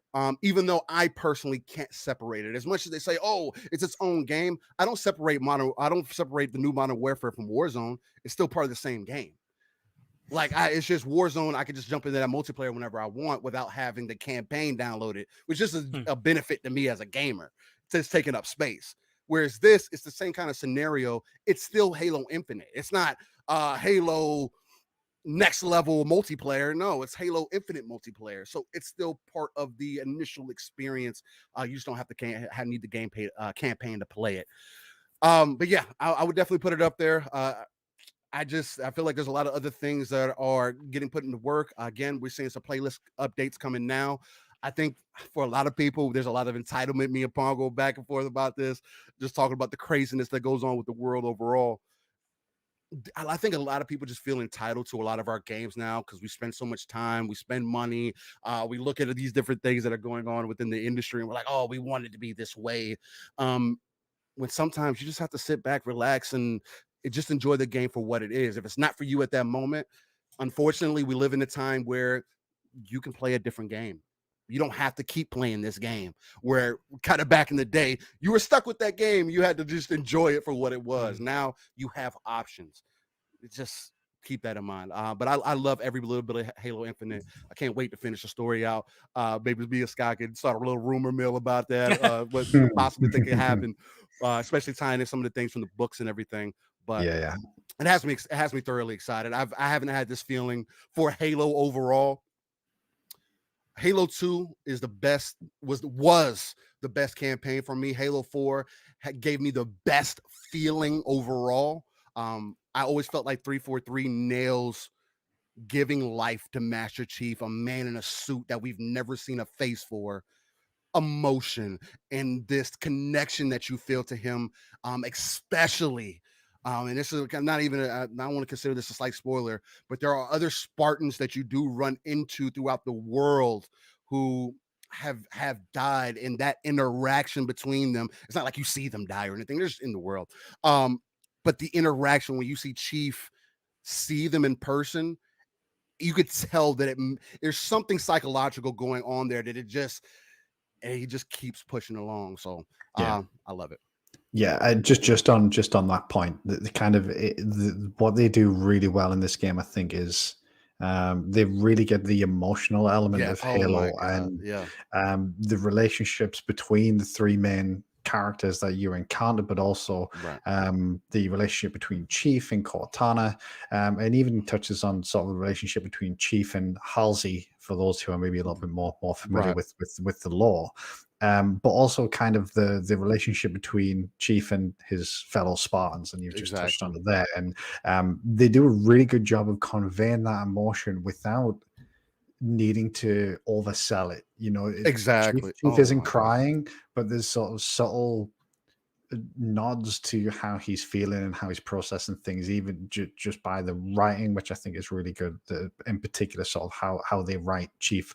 The delivery by Steve Downes is fantastic as well. And that's something that I don't think I've seen enough spoken about, if I'm being completely honest. And honestly, Steve Rain, I'd love to do kind of like a full spoiler cast talking about the backstory, the future. Love to do something like that, because there is so much to tell and so much to talk about with this game that we obviously don't want to go into too much at this stage. Exactly. Well done. We did avoid spoilers on that one, and I do appreciate everyone's commitment to that, because yeah, like I say, I'm still working It's through the hard. campaign myself. It is, exactly. It's difficult, And I know yeah. lots of people that tuning in will probably not have completed the story yet either. So no, that's cool. Right. And to be honest, no massive surprises here. It's a fantastic game. I absolutely love it. It's the game that we've waited an extra year for, and it was worth every single day of that year. So I'm just so pleased. And like you say, there's still more to come. There's more content. There's more game Right. features. So yeah, it's the game that's going to keep on giving. I think, and I hope over the coming 10 years potentially. But yeah, let's see how that pans out. Thank you very much. No, that's really cool. I think we probably need to wrap that one up there, and that's topic 2 done. Thank you very much, chat, for being here. I've got some familiar faces in the chat, so yeah, thanks very much. Well, let's move on to topic 3 if we can, and that is just the next gen graphics that we've seen out of the Game Awards, ironically. Yeah. And to be honest, it's not necessarily just the next gen graphics. It is the Unreal 5 engine in general as well. Obviously, with the Matrix demo that came out, and there's been I think it was a 45-minute Digital Foundry video on there. But this isn't necessarily just going to be the big AAA games that can squeeze the most out of this engine. This must be quite an exciting thing for indie devs as well, because if they can get some easy graphical wins out of some of their games and stuff, because let's face it, the innovation tends to come from the indie game scene first and foremost, because they have the creative freedom to be able to do that sort of stuff. And if they've got an engine that allows them more creative freedom, then it's really exciting. But obviously on top of that, we do have the AAA games that will be able to squeeze the most power out of this with the large numbers of developers that they have in their studios. Let's go to you first, Steel, if that's okay. Yeah, let's do it. Yeah, did you play the Matrix demo, and what did you make of the Hellblade 2 video that we saw? Because my personal take on that Hellblade is it is absolutely phenomenal, but I think anyone into photography would probably agree that there seemed to be this kind of chromatic aberration filter over the top of it. I hate when they do that. Yeah, so do I, because I think that trailer would and could look even better than it did. It looked a little soft in places, and I get that it's kind of, I hate this term, but it's kind of filmic, and it's done for that particular reason. And it had the black bars top and bottom, so from the point of view of actually you're processing each individual frame, probably not quite as taxing as it looked, given, like I say, the fact that that they wasn't at full resolution and stuff. But it still looked, I mean, the animations was what absolutely blew me away, and the setting and just how smooth it all seemed. But I still think there's a long way they can go with that, even as massively impressive as it was. But yeah, are you stoked for next gen graphics after what you've seen out of the Game Awards? Hey, to be honest with you, I'm excited for the next 10 years. I mean, to be completely honest, we went into this generation in last year thinking that or we fit Moore's law, it can't get any better. We're just going to get reiterations of things, and we're breaking the hinges off the door once again. Hellblade does nothing but prove that. The Matrix demo does nothing but prove that. And then also from what we've seen from Starfield is doing nothing but proving this. And I think it's, again, we're only a year into this generation. You usually don't see this big of a difference this soon. But it's already night and day for me, at least from what I've noticed. I myself have not played the Matrix demo. I have seen plenty of content on it though, and it's not my first foray into looking at triangles and seeing how games are put together and how development works and everything else. So I'll tackle it from that angle. The fact that they got that demo working on the Series console, PlayStation 5, just on a console, period, is dumbfounding to me. Personally, I've made the comment that the Unreal Engine, for all puns intended, is unreal. Unreal 5 seems to be doing something that I didn't even think that was possible. You look at Gears of War, you look at Hive Busters, you're like, man, this is great. They keep using this. We don't have any problems. I've never looked at Gears and said, oh man, this game is doesn't look that great. I've always, every iteration, I'm amazed by how they incorporate what they've learned and incorporate the new technology, and they constantly reiterate and make it better and better. And it's seemingly with Unreal 5, they've not only done that, because a common complaint with Unreal is that some of the tools can kind of be difficult to use. with this one, and from everything that I've seen throughout my research, is that they've made this one so much easier for developers to use. And so in the long term, they're going to have these basically library of content within the Unreal Engine that's going to be able to create games, build content quicker than we've ever seen before. And I think that's an amazing feat. The reason I bring up, Starfield, I bring up those specific games in overall is because, I mean, we're also talking about the creation engine. We're just talking about Halo, we're looking at the slip space engine. They didn't have to make that. They were going to make it an Unreal, but they decided, hey, we want our own in-house. And it actually turned out pretty well. So it gets me excited. Okay, what else can you do with this once you optimize and really get your feet up under you? What else can we do with this? But trying to touch back on the Matrix demo itself, the typical consumer doesn't understand what the triangles and all the different settings that you can get that you can set up, how the lighting works, how they have the sun rotating on its axis and everything, so you get the different angles of how the light protrudes throughout the city, or even with and I can't think of the name of it right now, and I just did it yesterday. Goodness gracious, it's the way that they got the textures and everything rolling. Talk about nanite. Thank you. Oh my God, somebody said that yesterday, and I was the non-tech guy here just came. Yeah, exactly. Nanite came through. I dumbfounded. But yeah, exactly how they're using the nanite technology, which is basically being able to fill those textures in a lot quicker, a lot easier. It's not as taxing on the hardware and everything. A lot of your typical consumer is not going to understand those things. So when you give them a demo like this and it starts out the way that it does, that's the most impressive thing to me when they make the comparisons to the movie and then the demo. You're like, yeah, there are those subtle differences, but at the same time, it looks almost on point, to the point where you can't really tell until you get to certain scenes that, okay, this is a game versus, and then the Matrix is already kind of playing that fine line anyway. So it just made me feel like, man, I need a Matrix game sooner than ever. Because I mean, the last one we had was Path of Neo, and even that was breaking boundaries at the point. But being able to pull yourself out of the world, fly through the city, even drive through it, even though the driving mechanics aren't the greatest, I do also feel like there's something deeper at play here. As far as that Matrix demo goes, I think those assets are just too much work put into this for it not to lead into a game. But it only excites me, and I feel like it should excite more people, just because if this is what we're getting now, what are we going to get 3 years from now? You see these games coming out. What's a Vow going to look like, right? What is that next Fable going to look like? What is Playground Games going to be able to do with that? That game's not going to be out for a while, so they have time. They have the funding. They have the team to really put forth all the effort and make sure that it is make sure that's an amazing experience. For me, I'm excited to see how we progress. Again, like we always go back to, it is the golden age of gaming, 100%. Now, even before, I know they used to say that back in the day. No, I think this is 100% it. The age of it's the golden age, it's the age of accessibility, and it's just the age of technology that I think that we're really going to really start seeing more realism through our games, and more. And it's just another hammer that I always go back to, but more depth in our games. Give me more of a feeling of the world. Make me feel like I'm part of it. Do more attention to detail.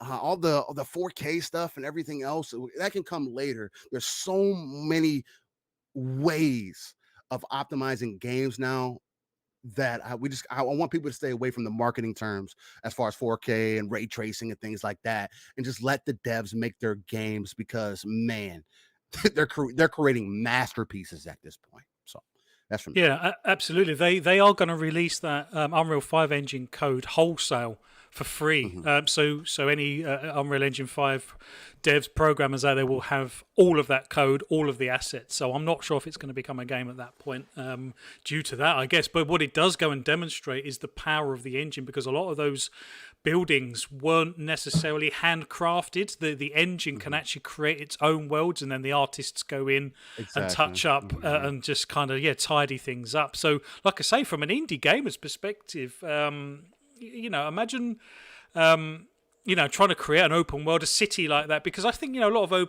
indie Right. games that would be beyond most small studios, small dev teams to be able to do that. But if the engine's doing a lot of the heavy lifting, then actually there is some a lot more potential that, like I say, indie devs can actually do with this particular engine. And I thought it looks fantastic. I downloaded it on the Xbox Series X. I nearly recorded some footage for tonight's show. I wished I had now, but you can just fly around with a little drone and you can go up massive skyscrapers and look in the windows, and inside the windows are fully furnished sort of apartments and offices and stuff. It really is mind-blowing to be able to drive around. Pong, your vision of the future. Yeah, what did you make of the Matrix and Unreal Engine 5 in general? Look, how could you not be impressed? Yeah. Ev and I were doing the show and watching, Hellblade 2 show off, and our jaws hit the floor, and could not believe what we were seeing. Even though I'd kind of expected Ninja Theory to come like that, once you see it in motion and realizing that even as you're watching it and you're already in awe that that's even compressed and you're not seeing it, it's in full glory, right? And then you go back and watch it in 4K. And it looks even better, and you still realize it's still compressed compared to what we're going to be seeing it natively when we get to put that in our consoles, right?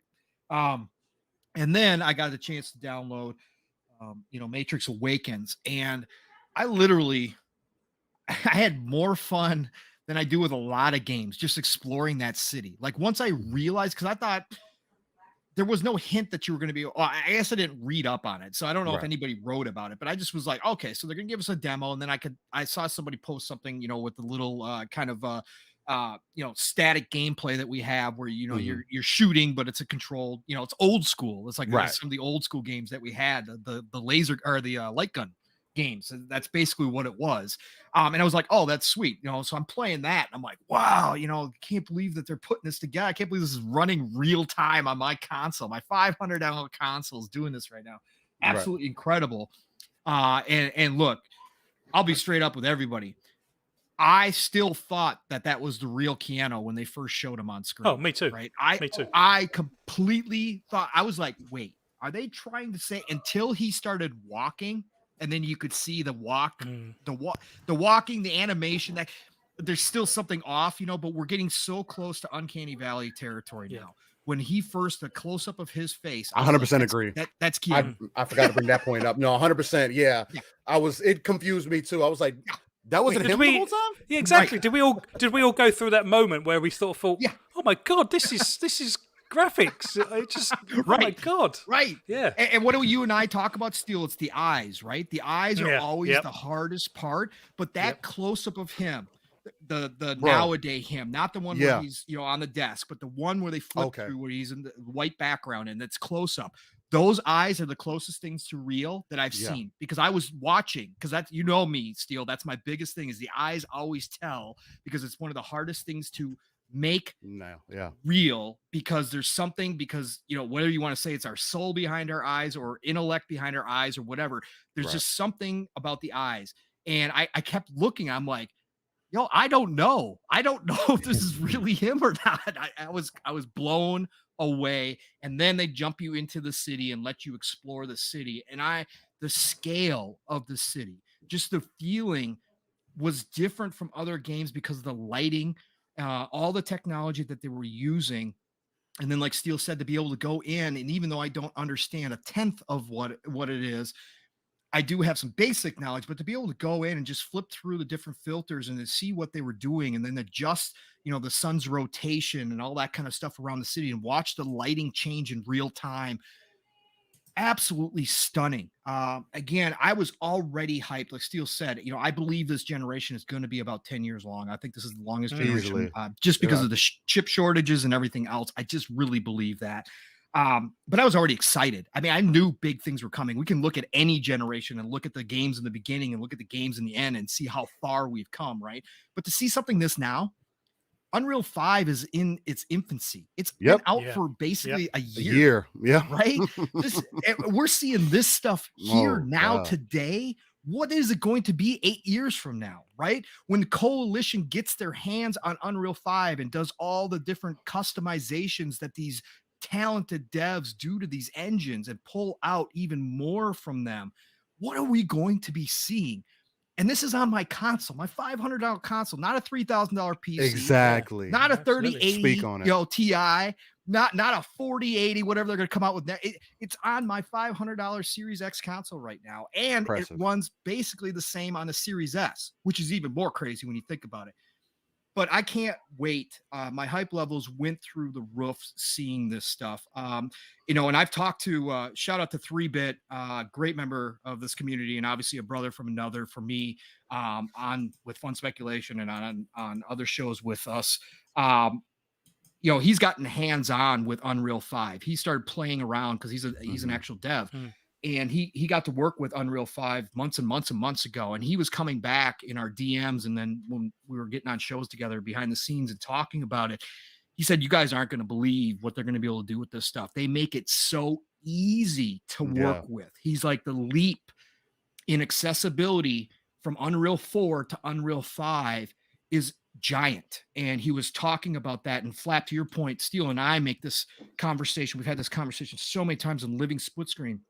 That's the biggest reason why I'm calling this the golden age of gaming, outside of just the amount of content we're getting and the amount of talent in this industry. It's that the parity between the big time devs and the indie devs is shrinking rapidly. A small team of devs that are just highly talented, but they might not have all the funding, have access to engines like Unity, like Unreal 5, and they can make the same type of games that the big boys can. Yes, there's going to be some differences in there, but that parity is small. It's shrinking. Year by year, we're seeing it shrink. That's why you're seeing these indie games come out. And again, we can have the discussion about what considered as an indie game, what's not an indie game. But we're seeing indie games come out that you look at them, and if somebody told you, hey, Ubisoft made that game, or hey, EA made that game, or Xbox made that, you would not bat an eye. You'd say, okay, all right, yeah, I can believe that. And these are just small indie developers doing this stuff. And that we're going to see more and more games like that come out, where these developers come out of nowhere and just have been grinding away in their apartments or their houses or whatever the case may be, them and a group of friends, and they throw us a game that it just blows our mind.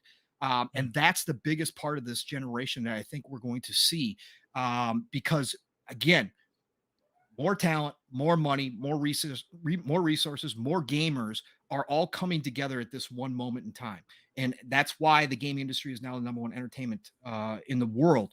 And that continues. That's going to continue to grow because of this accessibility to the tech that used to divide is now bringing together, and it's available for everybody, versus back in the day where it was selective who was going to be able to put together something that was so impressive visually. That's no longer the case anymore. So, again, just seeing this stuff live in action, proof of concept, getting our hands on the fact that Epic was willing to go, I know it was a movie tie-in. It's a beautiful form of advertising. I am mad. I've talked about this on previous shows back, that we're not getting a Matrix game along with the Matrix movie this year. It would have been a perfect thing. But for Epic to go ahead and do this type of tie-in and give us as the gamers, the consumer, a tech demo that like this, that shows us behind the curtains, I think is special. And I got to give them credit for doing that. Again, I know it's advertising, was business, but at the end of the day, they still did it this way, where we could see some of that at work. And that to me just makes me a happy gamer. I love that kind of stuff. But that city is so incredibly large. The scale, like I was talking about before, yeah, we can't go inside. Yeah, the driving mechanics are not good, but the destructibility of the cars and stuff, there's a lot of things to take away from that, the modeling. But realistic, going in and taking photos, going into photo mode and fiddling around with the settings. I took I don't know how many screenshots I now have, how many photos I took, but there are so many of them that they pass that squint test, where if you squint, they look real. Absolutely. And even some of them, if you're looking on your phone, you don't have to squint, and it looks. I could convince you that I took that picture in some city somewhere in the somewhere in the world, right? That's how good it has gotten. And man, the future is so bright for this industry. I just can't wait to get my hands on these games. Hellblade 2, look, Ninja Theory, take all the time you need. I know we're at least 2 years out, I've been saying end of 2023, spring of 2024 for a long time. I believe that still to this point. Take your time. You've proven what you guys are doing over there. You got very, very close, if not in some ways surpassing the trailer that you gave us 2 years ago. That was just supposed to be indicative of what it was going to be like. You guys are so close to that. We are so far out. I don't want to see that game again. I don't need to see that game again until you guys are ready. Ninja Theory is the top of the heap. They are setting the bar that everyone else is going to be compared to, even internally at Xbox. And that's a good thing. Competition is great. And when you set a bar like that, it's going to push other studios to push themselves to create something similar. In Exile sent out a tweet during the show that basically said, really, Ninja Theory? Yeah. Because they are also working on Unreal 5, and they understand that they're going to have to put out their game, and it's going to be compared to Hellblade 2. No matter what art direction it takes, it's not going to matter. So that kind of competition just is so good for the industry, because even over at PlayStation, the Naughty Dogs and all those guys over there that push themselves to the limit in all their games are going to be looking at that as well and going, well, we got some work to do. We got to catch up here. And overall, that makes the industry as a whole better. So I can't wait to see what comes down the road. No, exactly. And to be honest, we still have the ball and chain at this moment in time of the previous generation as well. So once we're finally free of those shackles, and Xbox is still optimizing the system. They're still opening up the DX12 APIs and utilizing a lot of that. And you see some of that with some of these backwards compatible games. Although they're running on Series X, although the load times are much quicker than the original game, they're still taking a lot longer than a game coded natively for that piece of hardware. And the same for PS5 as well. It's obviously not just an Xbox thing. So, yeah, it is massively exciting. I just hope next year is when they start to shed, like I say, the ball and chain of the previous generation. I think Xbox personally have that covered in terms of game streaming. Yep. So you will be able to play Starfield or whatever their first next gen only title is. I know we've had the medium and things Stalker like that. 2. Stalker 2 is there we go. Right. So you will be able to play that via streaming on the last gen console. So you are still covered. You're not necessarily missing out. You're missing out on the full experience, but that's just life. I don't know what PlayStation strategy is. Obviously, I think they will just say buy a PS5, and I think most people will be fine with that, and that's okay. If that comes up with the same output of we can move on, then brilliant. But like you say, it is so exciting to see some of these things. Scott, we've not heard from you for a while, my friend. What was your take on Hellblade 2? Did it knock it out the park? I think we knew it was going to be there. There was lots of rumours that Hellblade 2 was going to make a showing this year round, but quite the level of detail and the fact that it was described as being in game or actual gameplay. Now, obviously, it was a HUD-free gameplay video. I kind of raised my eyebrows when they really drove home that this was actual gameplay, but. They're saying it didn't look like gameplay, and like I say, in terms of no HUD or whatever. But did it knock it out the park for you? Yeah, I think graphically was staggering, to be perfectly honest, wasn't it, Flap? And I think did you play the original Hellblade? I've never completed. I got about halfway through. Okay, because in Hellblade 1, there's no real HUD or anything in that game either. So it's very easy to believe that that's just how it will look for somebody playing. I think what seems to happen is it cuts very much from gameplay to kind of like an in-engine cutscene back to gameplay, then back to cutscene, then back again. Yeah, very seamless. I think there's a couple of points where she's running away from the giant. And I think at those points, to me at least, that very much reminded me of how Hellblade 1 looked and felt to move Senua. So it's staggering but believable in that respect. The whole thing had black bars top and bottom, though. That was the other thing that kind of made me raise an eyebrow. It's like, are we going to play this in kind of that ultra wide screen for the whole game, or was that just, I don't know. Don't know. Yeah, we'll see. I mean, I would hope that they wouldn't come out and say something's gameplay for it not to be gameplay. Yeah. If you remember the last time they showed it off at the GameAwards the previous year, they said this is in engine, and now this is gameplay. And that had black bars and was running at 24 frames a second, if I remember correctly. Yeah. But there is also one thing to maybe note for Xbox games in particular is this easily could be a PC running 3090s and Yeah, true. souped Yeah. out to the max beyond an Xbox specification. So that is something that I'm always conscious of with Xbox reveals. And well, any game reveal, they're going to show the game in the best light possible. But with Xbox first party now, that's very much going to be sort of the top end PC. But it just looked staggering. It really did, which is no surprise because if you've played Hellblade, that game is a stunning game for how old it is. So it's no surprise that Ninja Theory have been able to take that to the next level. And then with the Matrix Awakens demo, it was almost mind blowing. I was I was playing it, and it's kind of one of those things where it doesn't happen that often, because I think often what we've seen over the past couple of generations is they're very almost minor steps. Like if you compare the end of one generation to the beginning of the next, I think that step up often isn't that great. It's kind of as the generation develops and you really see the benefits of that hardware. But this was a genuine leap, almost a vision 100%. into Oh the my future that we've not seen yet. Like you look at these games, you look at Halo Infinite, you look at some of these other games. It's while they're obviously a lot of these games are beautiful to look at, they're very believable. It's not like you're blown away, but genuinely with Hellblade, and more so for the Matrix Awakens tech demo, genuinely blown away by what I was seeing. Like it was very I'm trying to even think of a time in the past where I've looked at something and I'm like, I can't believe my eyes. Like you guys have already said it when you saw Keanu Reeves. Like I thought that was just a video of Keanu Reeves when I first saw it, and that moment doesn't happen very often. You don't get that true leap or true vision of the future of how things can potentially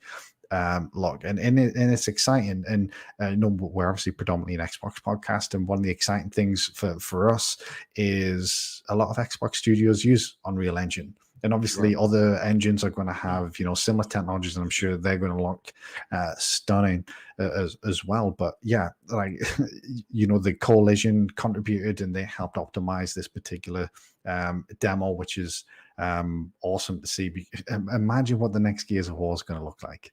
Oh, it's unbelievable when you the Hivebusters thing looked fantastic. Yeah, just think of how Hivebusters and Gears 5 look, and then to think there's going to be this hopefully this leap into this Unreal 5 era, and with the technical wizardry that the Coalition seem to have at their disposal. Like I'm so excited to see what it actually ends up looking like. And the future's bright. The guys have said it already. We are in a golden age of gaming, and these development tools are contributing to that. I couldn't say it better myself than what the guys have said around how these are going to help indie developers, and how it's closing the gap between what is AAA and what's indie. Those lines have been blurring for years now, and they're only just going to get more and more blurred as we move on to this generation. And I'm super excited to see what the future holds. Well, I'll tell you how it happened for me, and I'm sure perhaps we've all been on a very similar journey. I think 2019, I was at a Christmas party, and I went back to my room late, staggered back to my room, and just flicking through Xbox, and it was the Game Awards that night, and it was like, oh, what's this? And I'd seen something had popped up on my notifications, and I hadn't really clocked what it was. And when I saw the reveal of the new Xbox, it's like, oh my God, this is the new Xbox. And it's like, wow, no one was expecting that to drop. And then I saw the Hellblade 2 first reveal, and it was like, oh my God, this is what next generation looks like. And they were saying, in-game engine and stuff like that, and you think, wow. And then then Digital Foundry pick it apart, and it's only running 24 frames a second, it's got the black bars, and you think, oh, okay, well, I've been disappointed lots of times with in-game engine shots and stuff like that. And I think what the Game Awards did for me was just reaffirm that actually that first initial impression I had that first time is actually what they can deliver, because not only did obviously Hellblade 2 second trailer drop this time and it was, on par with the first, we've also had The Matrix, so a completely separate project that blew me away, and all of a sudden these next generation graphics that I've just wouldn't have dreamed of seem very real and quite close as well, and that is such an exciting prospect, and I'm so pleased. That was the real big takeaway from me from the Game Awards, to be honest, just how exciting the next gen graphics can look. And like I say, it's not just about the graphical fidelity and how fantastic it is. It's also the engine itself and how that will help developers, both big and small. Like I say, with the indie developers, that's where the creativity comes from, and what they will be able to do with this engine, particularly if it's doing a lot of the heavy lifting with stuff that they can't necessarily do now with their small teams. Like you say, hashtag golden age of gaming. What a fantastic time to be a gamer. Gentlemen, thank you very much. We are going to wrap the show up there. It has been an absolute pleasure. I've really enjoyed this show. Thank you so much for coming on. Chat, you have been unbelievable as always. Lots of toing and throwing backwards and forwards. Thank you for your input. We really do appreciate it. This is, you are always the extra panel member, Chat, on this show, and we do enjoy interacting with you guys. Let's just do a quick roll call. Still Rain, thank you very much for being on, my friend. I hope you had a good time. Always. Give a shout to your channel and let us know what you and Pong get up to. Look, again, it's just great to be back into the Green Pass gaming kingdom. The fact that you guys just welcome the rain every time that you send that invite out is an amazing thing. And I just love being here. I love y'all's opinions. Again, like I said in the beginning, y'all tackle things typically from a different angle. All of you come from different points and perspectives, which I think is such a unique thing. And you also kind of carry over that energy and that passion that I always go on about, at least keeping it live, raw, and uncut, as I like to say. But with that being said, you can find me anywhere. Just type in Steel Rain. The T is a 7. If it's Google, if it's Xbox, if it's PlayStation, if it's on PC, more times than not, if you type in, you will find me. Hit me up in the DMs. Let's have a conversation. Let's play some games. Although right now, I'm playing Halo. So if you're not playing Halo, we might not be having a conversation. But again, just to be honest, you can also find me every Saturday, 9 a.m. Central, 10 a.m. Eastern, 3 p.m. UK time with my brother from another, Pong Soul, the man himself, the legend, the uncanny gentleman, as I like to call him, where we just give you a non-console centric platform, talk about everything going on within the gaming industry. As I tend to say, I like taking that RTS view, really removing ourselves from out of the world and exploring the darker places of the map and what we call the gaming industry, because getting to those 3 billion gamers, as Phil has said and many others have said, is the overall goal. Because we've been capped off for too long, and we need more influx. We need more people to be in here, especially as the biggest form of entertainment out here. Other than that, again, it was a pleasure. I had a great time. Love talking with you all. And y'all stay safe. Take care of yourself and stay godly. Y'all have a good one.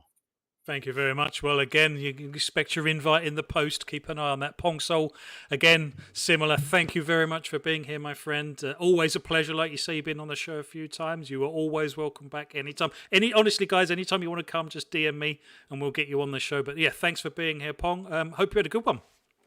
Oh, of course. I always have a pleasure, Flap. Thank you again. The honor is all mine for the invite. I love coming on here. Scott, thank you as well for being here. Thanks. Look, anytime I get to be on the show with you guys, and then you also bring my brother from another, Steel Rain, in, it's going to be a great show. Are you sure you don't want to go for another 2 hours? Because Steel and I, it's a little late for him and I. I feel that we could. We could. Yeah. Steel and I really haven't even gotten warmed up yet. So, we can keep going. No, fantastic time. Thank you. I'll always be here whenever you need me, whenever you want me. If I can make it happen, I will. Chat, you guys are amazing. I love all of you. So many familiar faces in there. Just nothing but love and respect for all of you coming out and supporting all these shows. Pong Soul everywhere, Xbox, Twitter. You guys know the drill there. My hype man took care of Saturdays for Living Split Screen. Obviously, show up. We're building a big community over there. We really just, him and I just have such a great time. We look forward to it every Saturday morning. So please come check out Living Split Screen. Otherwise, Tuesdays, Xbox Factor podcast over on Double Barrel Gaming. Of course, that's Mr. Boomstick, another great member of the community. Xbox. This is going to be a big Tuesday, 12 p.m. Eastern, 11 o'clock Central Time. Archimedes is there. Mav when he's available, which is most of the time. 3-Bit if he's available. He's working a ton right now. He's there. And then we got Zemi Games and myself. So come check us out there. And then obviously Thursdays, PM in the PM, Pong and Mav in the PM over on Fun Speculations channel, 7 p.m. Eastern, 6 o'clock Central Time. Just him and I deep diving 1, 2, 3 topics. This last week, 5-hour marathon for the Game Awards. That was a little special, but come check us out there. And then Friday nights, again, back over on Fun Speculations channel for Xbox Ultimate, 9 p.m. Eastern, 8 o'clock Central Time. Mav, Caitlin, Magnificent Seven, myself. Look, we just have a great time. Mav always has great guests. Come see us. And then Saturday, again, Living Split Screen in the morning. And then the Shop Podcast over in PTK Blam's channel. Awesome show. Fuzzy Belvedere. We got Centurion, myself, and of course, PTK, the man himself. He always has great guests as well. We end your Saturday night right, 8 p.m. Eastern, 7 o'clock Central Time. Otherwise, as you've already heard, guys are going to start dreaming about me saying this. It is the golden age of gaming. Trust me, been doing this for 40 years, gaming wise, not podcasting, but gaming wise. Been doing this for 40 plus years. Never seen a time like this, ever. There's so much coming out. Enjoy it. Play what you love what you play. I'm going to talk to you all real soon. Oh, absolutely, my friend. And I used to think Mr. Boomstick XL, who was the one who actually got me into podcasting in the first place, was one of the busiest people in podcasting. But Pong, I think you outdo him about 3-1, I'm afraid. So no, we really enjoy both of your inputs. You're valued members of the community, so it's fantastic to have you on board. Scott, thank you for being here, my friend. Only 2 of the GPG crew tonight, but I think we're running with the full crew next week, and it'll be our last show before Christmas. Yeah. So perhaps we'll do a cameras on one next week. Perhaps we'll do a gaming news, and perhaps we can get some games going and stuff, because we do enjoy some of the games.